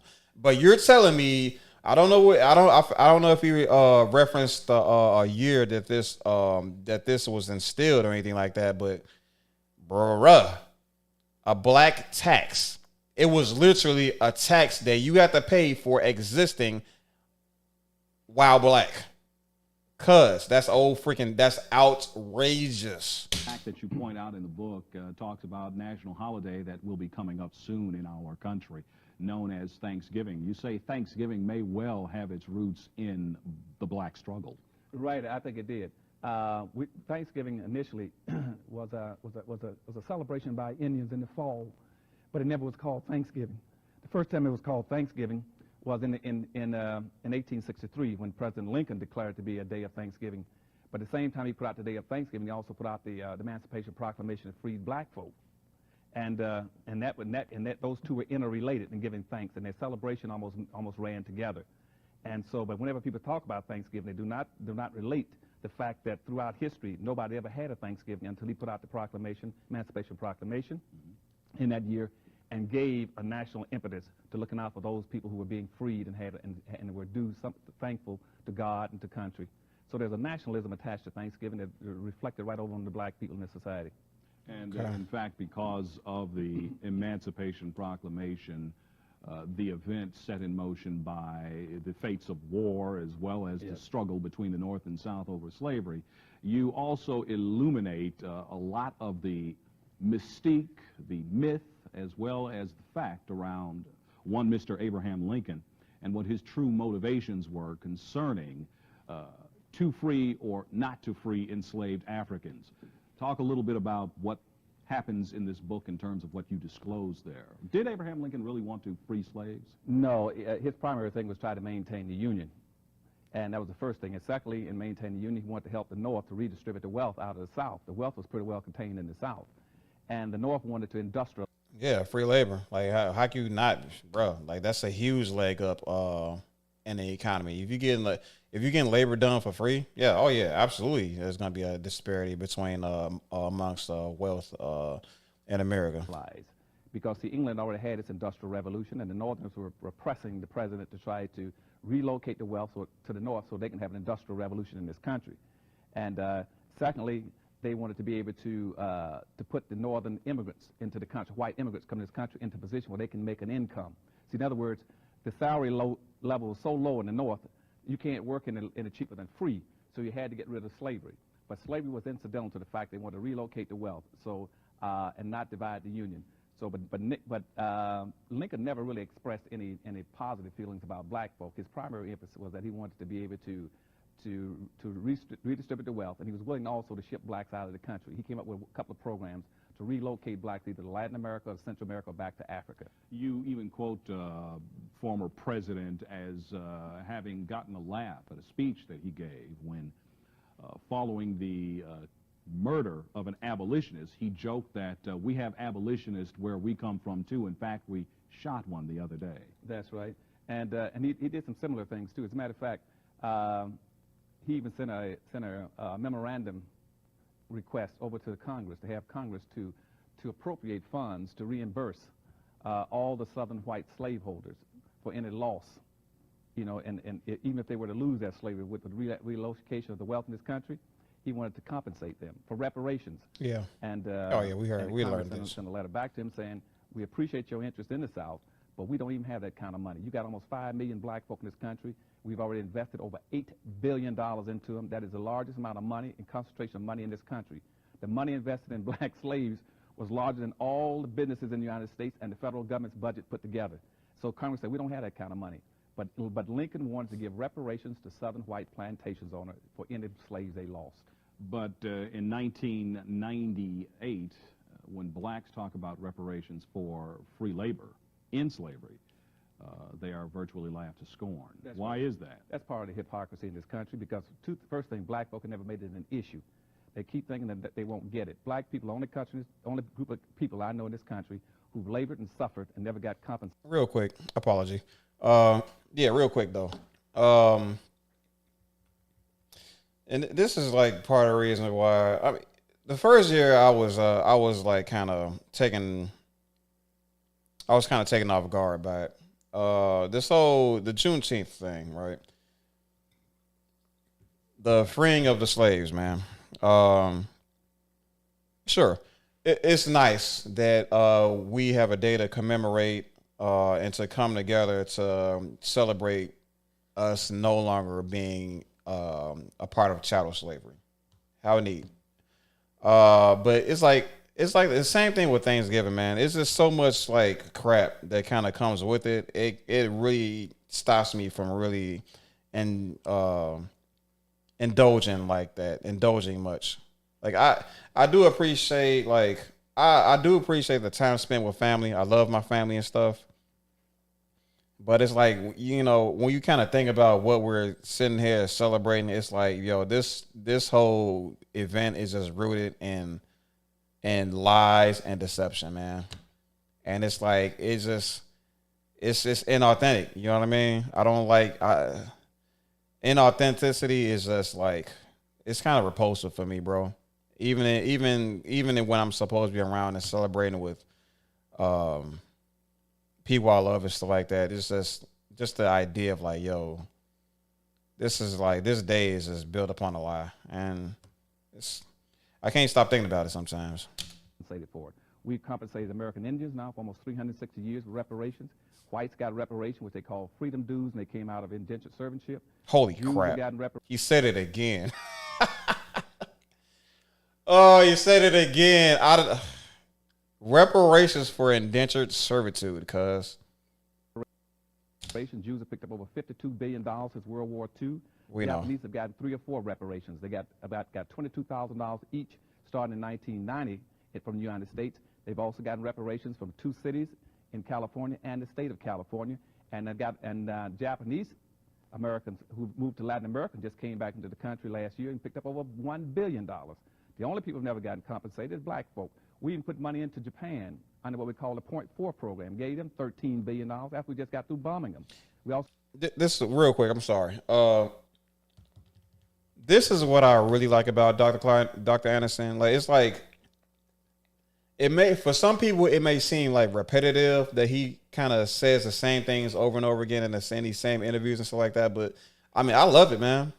Like I love hearing this stuff over and over and over and over and over again because it helps me retain the information so much easier. also put another $14 billion into the Marshall Plan for Germans after we just finished bombing them. Black folk have never been compensated because black folk refused to make reparations an issue. Bro, You also talk when like that's what I'm trying to say. Like it's like, bro, like they dumping all this money in all these other communities and all these other countries and all this other stuff. When if you just compensated black folk, it will literally be a self-investment. You know what I'm saying? Like it will be a self-investment. Think of all the things that black people came in and created with the strength of our ingenuity, our creativity and stuff. We crafted. I mean, the inventions that came over the centuries and stuff like that. Black people contributed to. Investing money, or I'm sorry, paying the debt owed to black Americans will be an investment to the country itself. You know what I'm saying? Especially when we get this whole group economics things off the ground, when we finally understand what the hell we supposed to be doing with this money. It would be that idea will only like strengthen this claim I'm making. But even currently, you know what I mean? Black folk are creative. You know what I'm saying? The music that we create every freaking second. You know what I'm saying? It's good enough. It's enough to generate the revenue from all these different types of Chinese establishments and all these other places, bro. Paying the debt owed to Americans is literally just is this the way I say it is? It's a you're literally putting money back into the economy when you if you just do what's right. Since we're on this subject, we'll stay here just for a second before we go to break. Talking about reparations, talking about the Germans, talking about what happened to Jews during the Holocaust. You mentioned in Dirty Little Secrets the fact that there were black Germans In fact, there was a black German in particular by the name of Larry who lived in the town of Dusseldorf. Dusseldorf. Is that some kind of Harry Potter reference? Along with many other blacks who lived in Germany who became prisoners in concentration camps, who were forced to do the slave-type labor in those camps. However, the fact that they were being exterminated is a historic fact that has been vastly overlooked. That's right. As a matter of fact, after World War I, there were a lot of black immigrants that came out of Africa that went to Germany. Also, the Germans recruited a lot of the Africans into some of their lower levels of their military. And so we had a lot of blacks living in Germany when the Holocaust, even before the Holocaust began.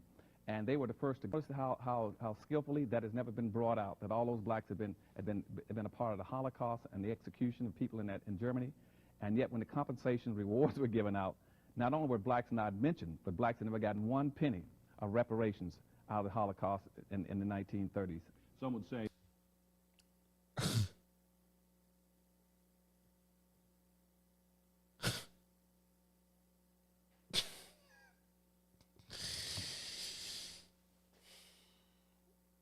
Why do people hate black people so much? Why they hate black folks so much? Why folk hate black folks? This could not have come in at a better time either.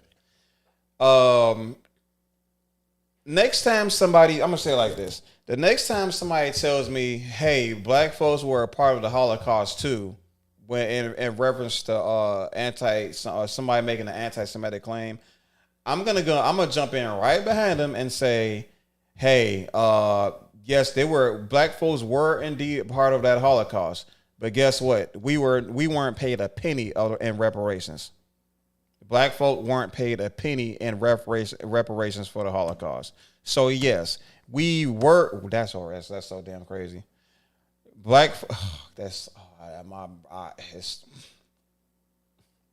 I'm sorry, everybody.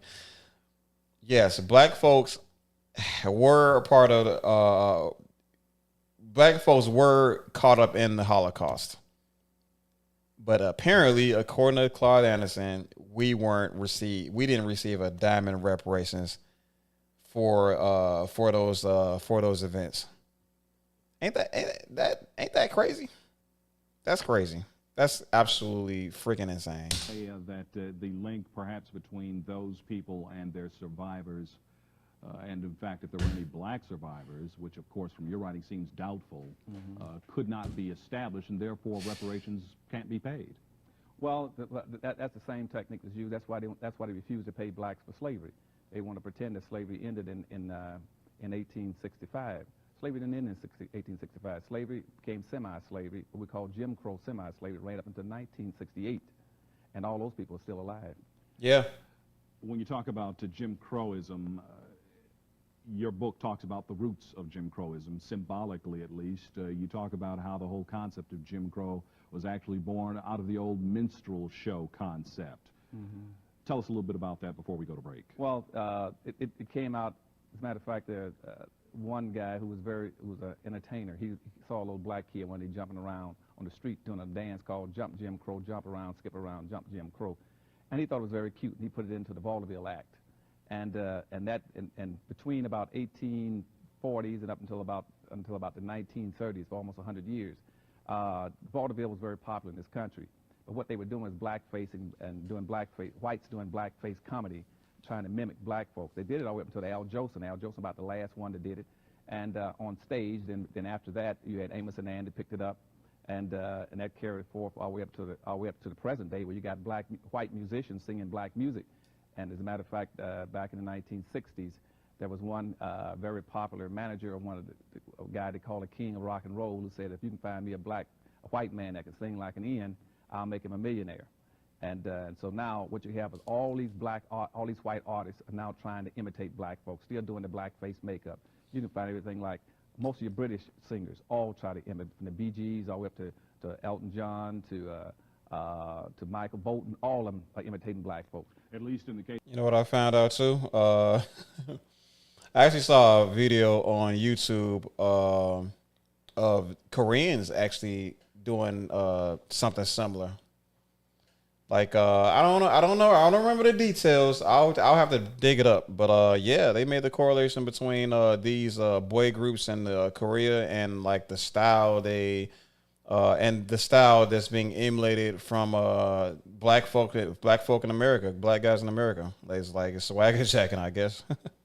Case of the British is they admit that they are copying the black music style. Yes. As a matter of fact, almost every singer is copying black folk because whites don't have any music. The only true art form in America is black music, and sadly that's about a $150 billion a year industry, and black folk get less than 1%. But unfortunately, that's part of our fault because right now down in the city in Texas, right now, they are recruiting black blues singers to come in and to teach white boys how to sing blues. They're going to call Blues Alley. They got a whole street they're building where they're going to have black folk to come in and teach white boys to play black music and to sing black, and so they can make money off it. And you got blacks that go out and do it. Thank you again. One of the things you've done in Dirty Little Secrets is you seem to have unearthed or decloaked a lot of the personality around the people that we've read about in history, and you've made them real. You fleshed them out, as it were, and so we have stories behind the history. To a very large degree, we see that in the character of the person we were discussing a few seconds ago, Phyllis Wheatley. Phyllis Wheatley thought that she could matriculate through American society as someone who could travel unimpeded because of her exceptional talent. She was a poet, a writer, a black woman who had received education in Europe and was going before the crowned heads of Europe, who were thrilled with her presence, but something else happened after she got there, didn't it? Yes, she did. As a matter of fact, before she left, she'd been received by the President of the United States, George Washington, at that time, and they had all lauded her skills as a poet. And she never wanted to include anything about blackness, about being black, about black issues or black concerns in any of her writings, even though we hold her up in high honor and esteem today. But when she got to England, she ran into the racial realities. First of all, she ran into it because a book she received from one of the heads there, it was bound in black skin, actual black skin. Black human skin. Black human skin, bound, had been used to bind one of her books. And that shocked her to death. And secondly, she married a black man. And once she married a black man, she became face to face with the realities of being black in America. And after that, she went downhill. They went into poverty and bad health, and she died poor and poverty-stricken. You talk about Frederick Douglass, someone who is known for his intellect, his great writing ability, and his abolitionist stance. However, Frederick Douglass paled in comparison as a leader in the freedom struggle when you talk about a white man like John Brown. Why is that? Well, because John Brown wanted to raid Harper's Ferry to try to free the black slaves in this country. And again, John Brown was white. John Brown was white. Felt he had a duty given to him from God to which he dedicated his wife, his children, and all his resources. Yes, sir. And what he said is that if I can go into Harper's Ferry and take that armory and get enough weapons and free the blacks, he said I can use that use those mountains like a stake and drive it into the heart of racism in America. If I can free enough of those blacks and arm them and send them into those hills, nobody could ever bring them back. I can break the back of racism in America. But what he needed, he said, but for me to do it successfully, I must have a high visible black person who would come with me and call the blacks out. They're not going to come out for me. They come out. I must have a black that they have trust in and confidence in. They must call them out. The two most visible blacks in the United States at that time was Frederick Douglass and Harriet Tubman. And so John Brown met and asked Frederick Douglass. Well, first he asked Harriet Tubman, but Harriet Tubman was sick and she couldn't come. Mm-hmm. And he asked Frederick Douglass. Frederick Douglass met with him for a whole week. They went off and discussed it. And he said, "You got to come with me and call the blacks out." And Frederick Douglass said to him, "So let's be straight on one thing, John Brown." He says, "I'm always ready to fight for black folk." And John Brown says, "Look, I'm a white man, but I'm ready to die for him. Would you ready to do that?" Whoa. And in that light, Frederick Douglass wilted. And on his deathbed, he confessed that he was scared to death. The reason that he didn't go to the Harper's Ferry raid was because he was scared to lose his life. He was scared to lose his life. So John Brown went on his own and took the armory and held that city at bay for a day and a half. And I think about 52 blacks did escape, but he paid the high penalty. But he said that was his calling from God. And if he had had a black to call those black folk out of slavery, the slavery would have been broken in 1859. One of the other secrets you unearthed that... Wow. Dang, wow. I've never heard that. I got a long way to go, man. Very Perhaps interesting. A lot of folk don't know about America proper and Ow. blacks is that there were quite a few black slaveholders and land barons during our enslavement period. Talk about that. Well, just like Phyllis Wheatley, we have a lot of blacks who've always thought that they can be the exceptional black, and that therefore the whites will pull them to their breasts and say, this is an exceptional black, he's different from the rest of them, and therefore he can be excluded from racism. And we have them today, right now, on all of our TV shows. We got them in the media, we got them in sports, that always feel that somehow they're an exception. And even back when I was a kid, Joe Louis was an exceptional black during the 1940s, but whites hated the rest of the black folk. They were still lynching one black person a day when Joe Louis was the heavyweight champion of the world. Well, that was also true in slavery. In slavery, we had one guy named William Johnson, for instance. William Johnson had an education. He was a teacher, but he turned around and wrote and published a document that was spread all over this country by the white racists and white slaveholders, telling black folk to be obedient, to be humble, to work, be hard working, and quit trying to be free, and quit letting liberals trick them, trying to get to stop following the abolitionists who are trying to get them out of slavery. He said the best thing you got going for you is to be a slave to a white man. We had one guy named Robert DeCarlos. He was the first one down in South Carolina. As soon as black folk came out of slavery, he got elected to office. And the first thing he said is, in South Carolina, now that we're the majority and we're free, our first obligation is a time for healing. We got to be nice to whites. We cannot use our power and wealth now as the dominant population in South Carolina and in the Congress to do anything to white folks. We cannot be asking them for reparations. So he posted a bill to make sure that the 40 acres of mule never came off in that state, and that the entire state was much kinder and had a much better feeling about the dominant white society. But within 3 years of that, white society wrote the black codes and re-enslaved all those blacks, including him. You talk about early American history and the events that have shaped the character of myth, lore, and fact as it relates to things as well known as the Salem witch trials and the witch hunts.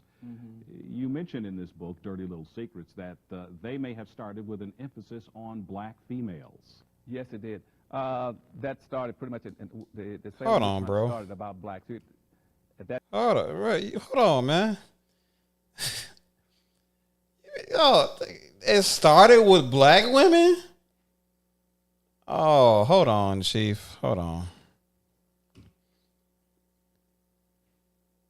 Hold on 1 second, man. I gotta fix something.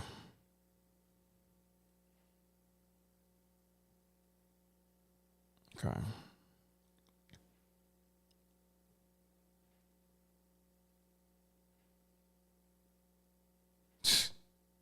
Started with black women?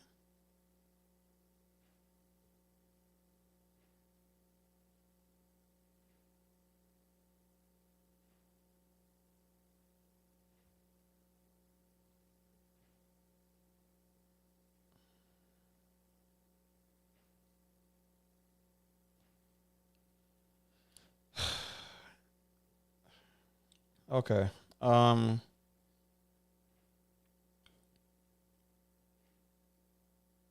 The Salem witch trial started with black women. It's like I can kind of see it somewhat because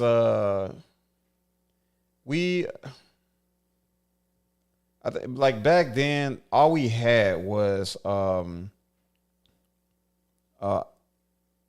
how do I word this?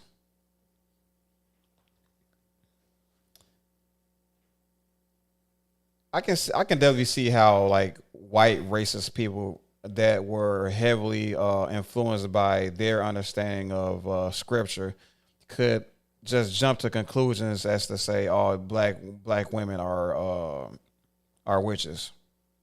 I can definitely see that. How that spiraled into white women being included into that is, I mean, anybody's guess.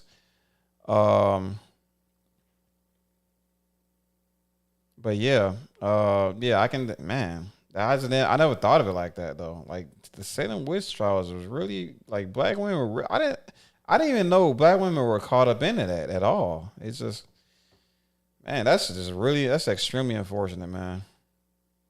That time you had one black named Tubala, She was in that area, and she was a West Indian black, and she had been teaching 2 or 3 white girls about about black magic and stuff like this, and how to, and the conjure roots and the high John the Conqueror. Yeah, that's what I was trying to get at. I don't know about voodoo per se, but I mean, besides like yeah, like the spirituality and all that stuff. Like I'm pretty sure like that type of how do I word this? Like culture, you know what I mean? That spiritual culture, the witch culture and all that stuff. That stuff is alive today, you know. There's a lot of women that truly do believe in that, in witchcraft and stuff like that. So yeah, and that stuff is stuff that's been passed down from generations to generations. So yeah, I can definitely understand. I can definitely see something like that happening. And it's like it's only going to take one. It's only going to take one occurrence for these people to just start pointing the fingers at all black women, as far as the say that they're, as far as to say that they all are hive minded, they all do and think the same, they all okay.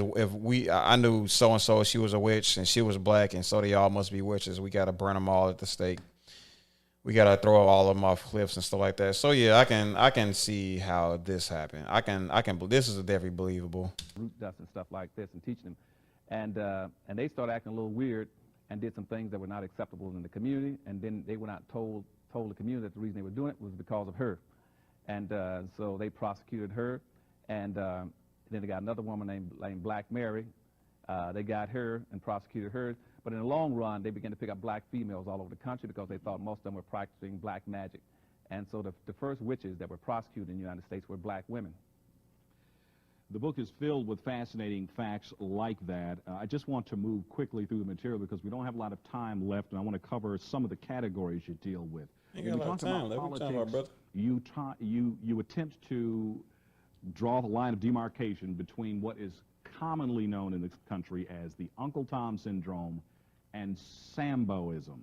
What's the difference?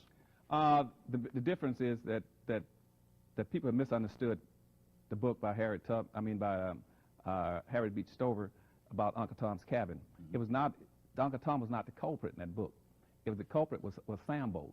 See, Uncle Tom in that book, yes, he was a slave. He was extremely righteous and a very religious man, but and he was very respectful of the white leader. It's shocking because there's a lot of entertainment media centered around white witches being on trial about their pain and suffering.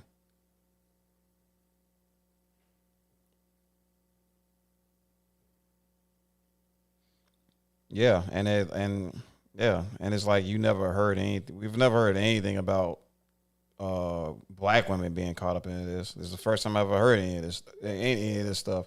I thought it was just like a white woman thing. A thing that white women had to deal with a white man, but like lo and behold, black women were caught up on this stuff too. Who knew? It's not in history books. Slave owner, but he refused to misuse black folk. He refused to tell where black folk were hiding when they escaped from slavery and went across the river. He refused to make black work long hours and accelerate their cotton picking. And as a matter of fact, when blacks would come in the evening in that book, Uncle Tom would take cotton out of his own sack and put it in their sack to make sure they made the weight limit so they wouldn't not be whipped. The character was Sambo. Sambo was that character who picked up Meritorious manumission, which says, I will see everything through a white person's eye. Oh, so Uncle Tom was cool. Yeah, Uncle Tom was cool. I think I remember freaking Candace Owens video about, it was Candace Owens, it was all the black Republicans nobody likes. Candace Owens, Brandon Tatum, probably ABL, probably Larry Oda, all these black Republicans nobody likes because they identify with their political affiliations before they identify as black. But yeah, they made some kind of movie called, I think what's that man name? Lakeith Stanfield was in that movie too, which is ironic. I don't know what that is. That was a different one. But yeah. All these guys were in that movie. Interesting. And I would treat them the way a white person would treat them. So he volunteered to tell Simon Legree, I'll show you where the coons hide. I'll show you how to treat the niggas. That's what he did. So he went off every night and was forced to beat Uncle Tom to finally beat Uncle Tom to death. So in America, we still got black folk in America who are trying to see things through the eyes of Simon Legree, which means trying to protect white property, to save white lives, to invent something that a white person can make more money off of, and to squeal on and inform on his own people. And Sambo was that same kind of character, and it showed up also when John Brown's raid that night. The black guy that was sitting on the porch that night, when he saw John Brown come into Harper's Ferry, he jumped off because he recognized, jumped off the porch because he recognized John Brown and ran down the street, and John Brown killed him. And his name was Hayward Shepherd. And Hayward Shepherd has been immortalized. He's the only black in America where we have a Sambo monument to him. It's still in Washington, D.C. It's up at Harper's Ferry, Virginia. You go up there any time and see that, and it tells you exactly the kind of personality that the whites want in this country. That's a Sambo monument. And you have a photograph of that monument slab in the book. Yes, I do, because that's the only one left. As a matter of fact, they had it covered up until recent times. When I wrote that first book, Black Labor, White Wealth, there was such a flood of people go up there looking for that monument, they finally had to take the cover off of it. They had pushed it beside the hotel across the street when John Brown was killed and captured. And so they pulled the cover off of it, and now it's out in the open. You raised two very interesting questions regarding the role of the black female and her sexuality in American history. Number one, you asked... You already touched this. You already touched on this, but Kay had the same thought earlier about reparations. What would black people do with it when a lot of young and old people are extremely materialistic? Oh, turn the video up in the video. I don't know. Can I? Don't look like it.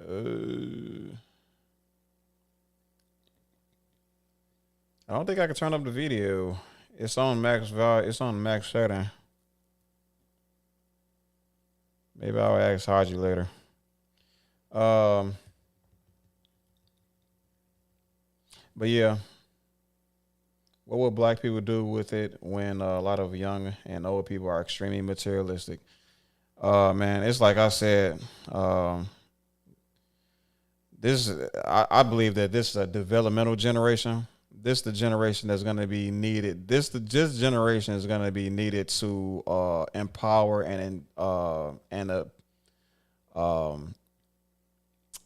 not just empower. What's the other word I want to use? This generation is going to be needed to uplift, empower, and educate. That's the word I'm trying to educate the next generation so that they can make better decisions with the wealth that they're going to accumulate.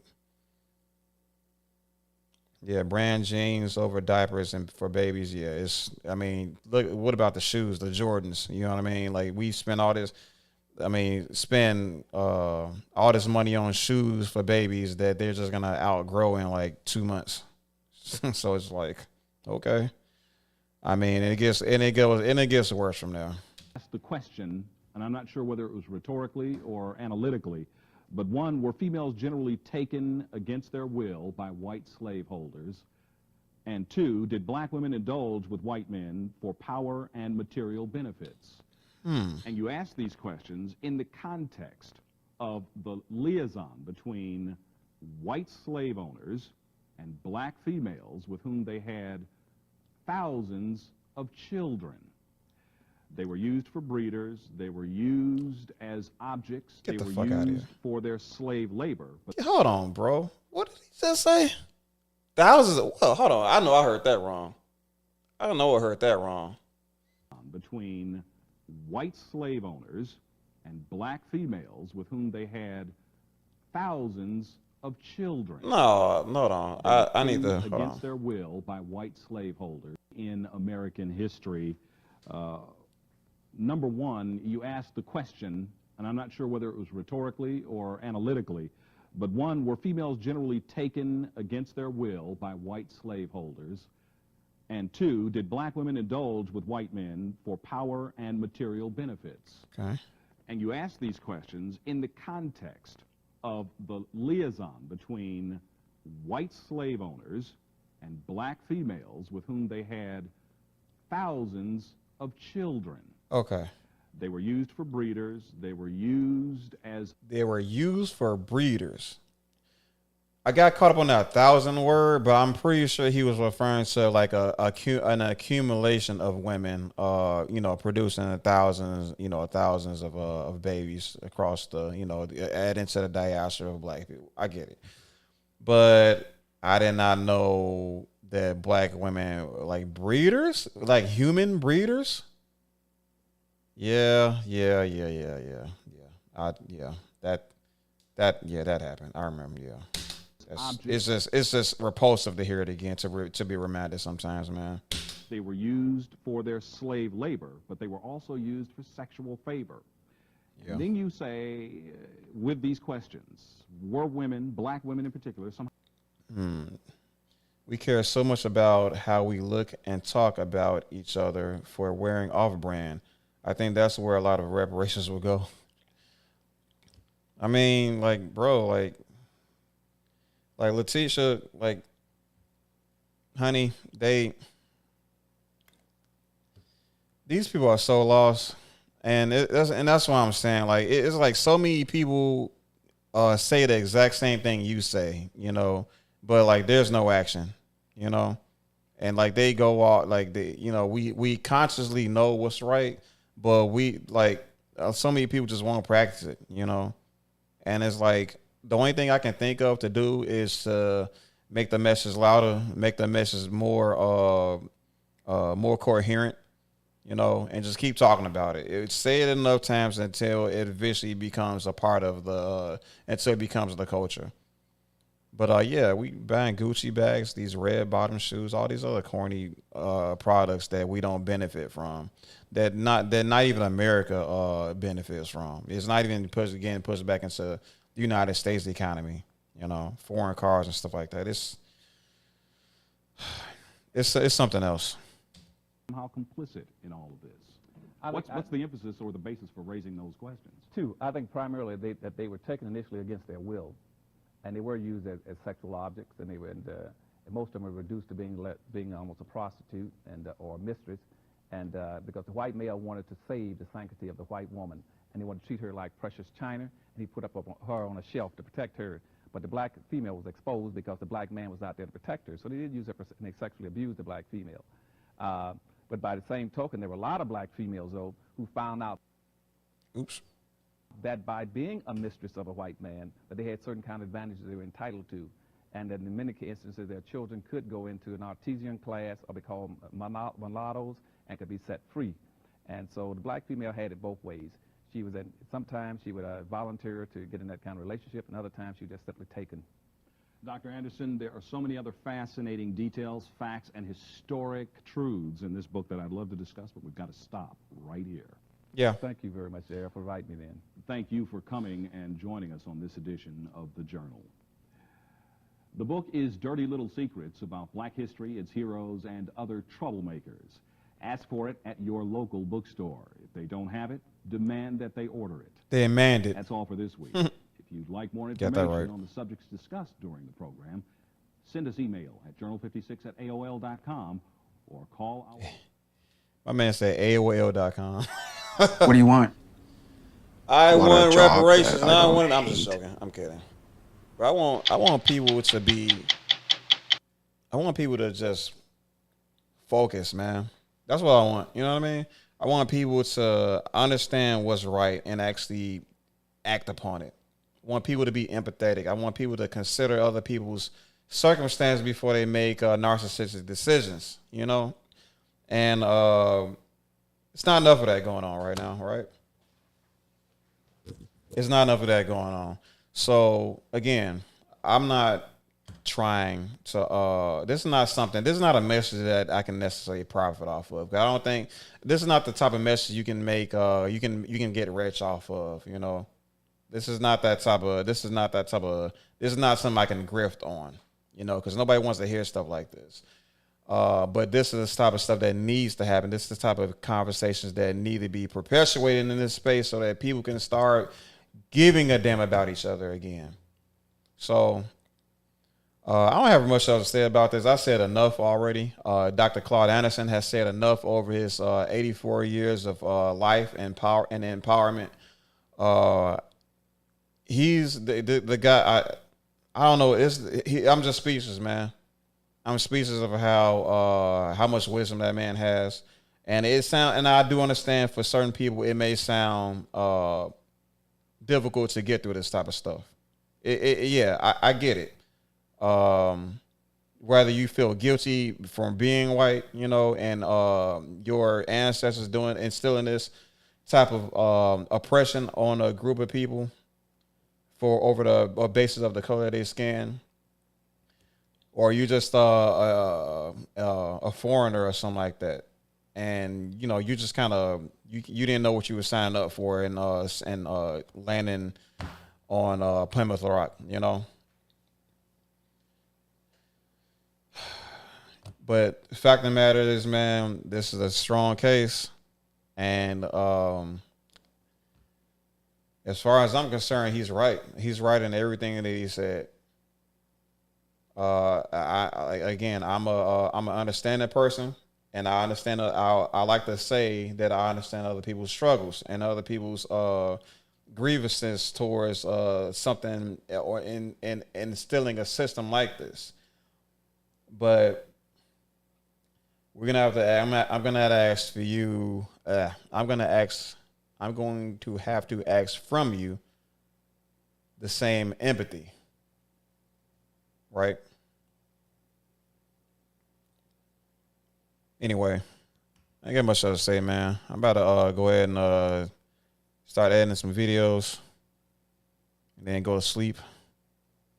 It was dope. It's been a good time, man, and hope to see you all again. Catch you on the flip side.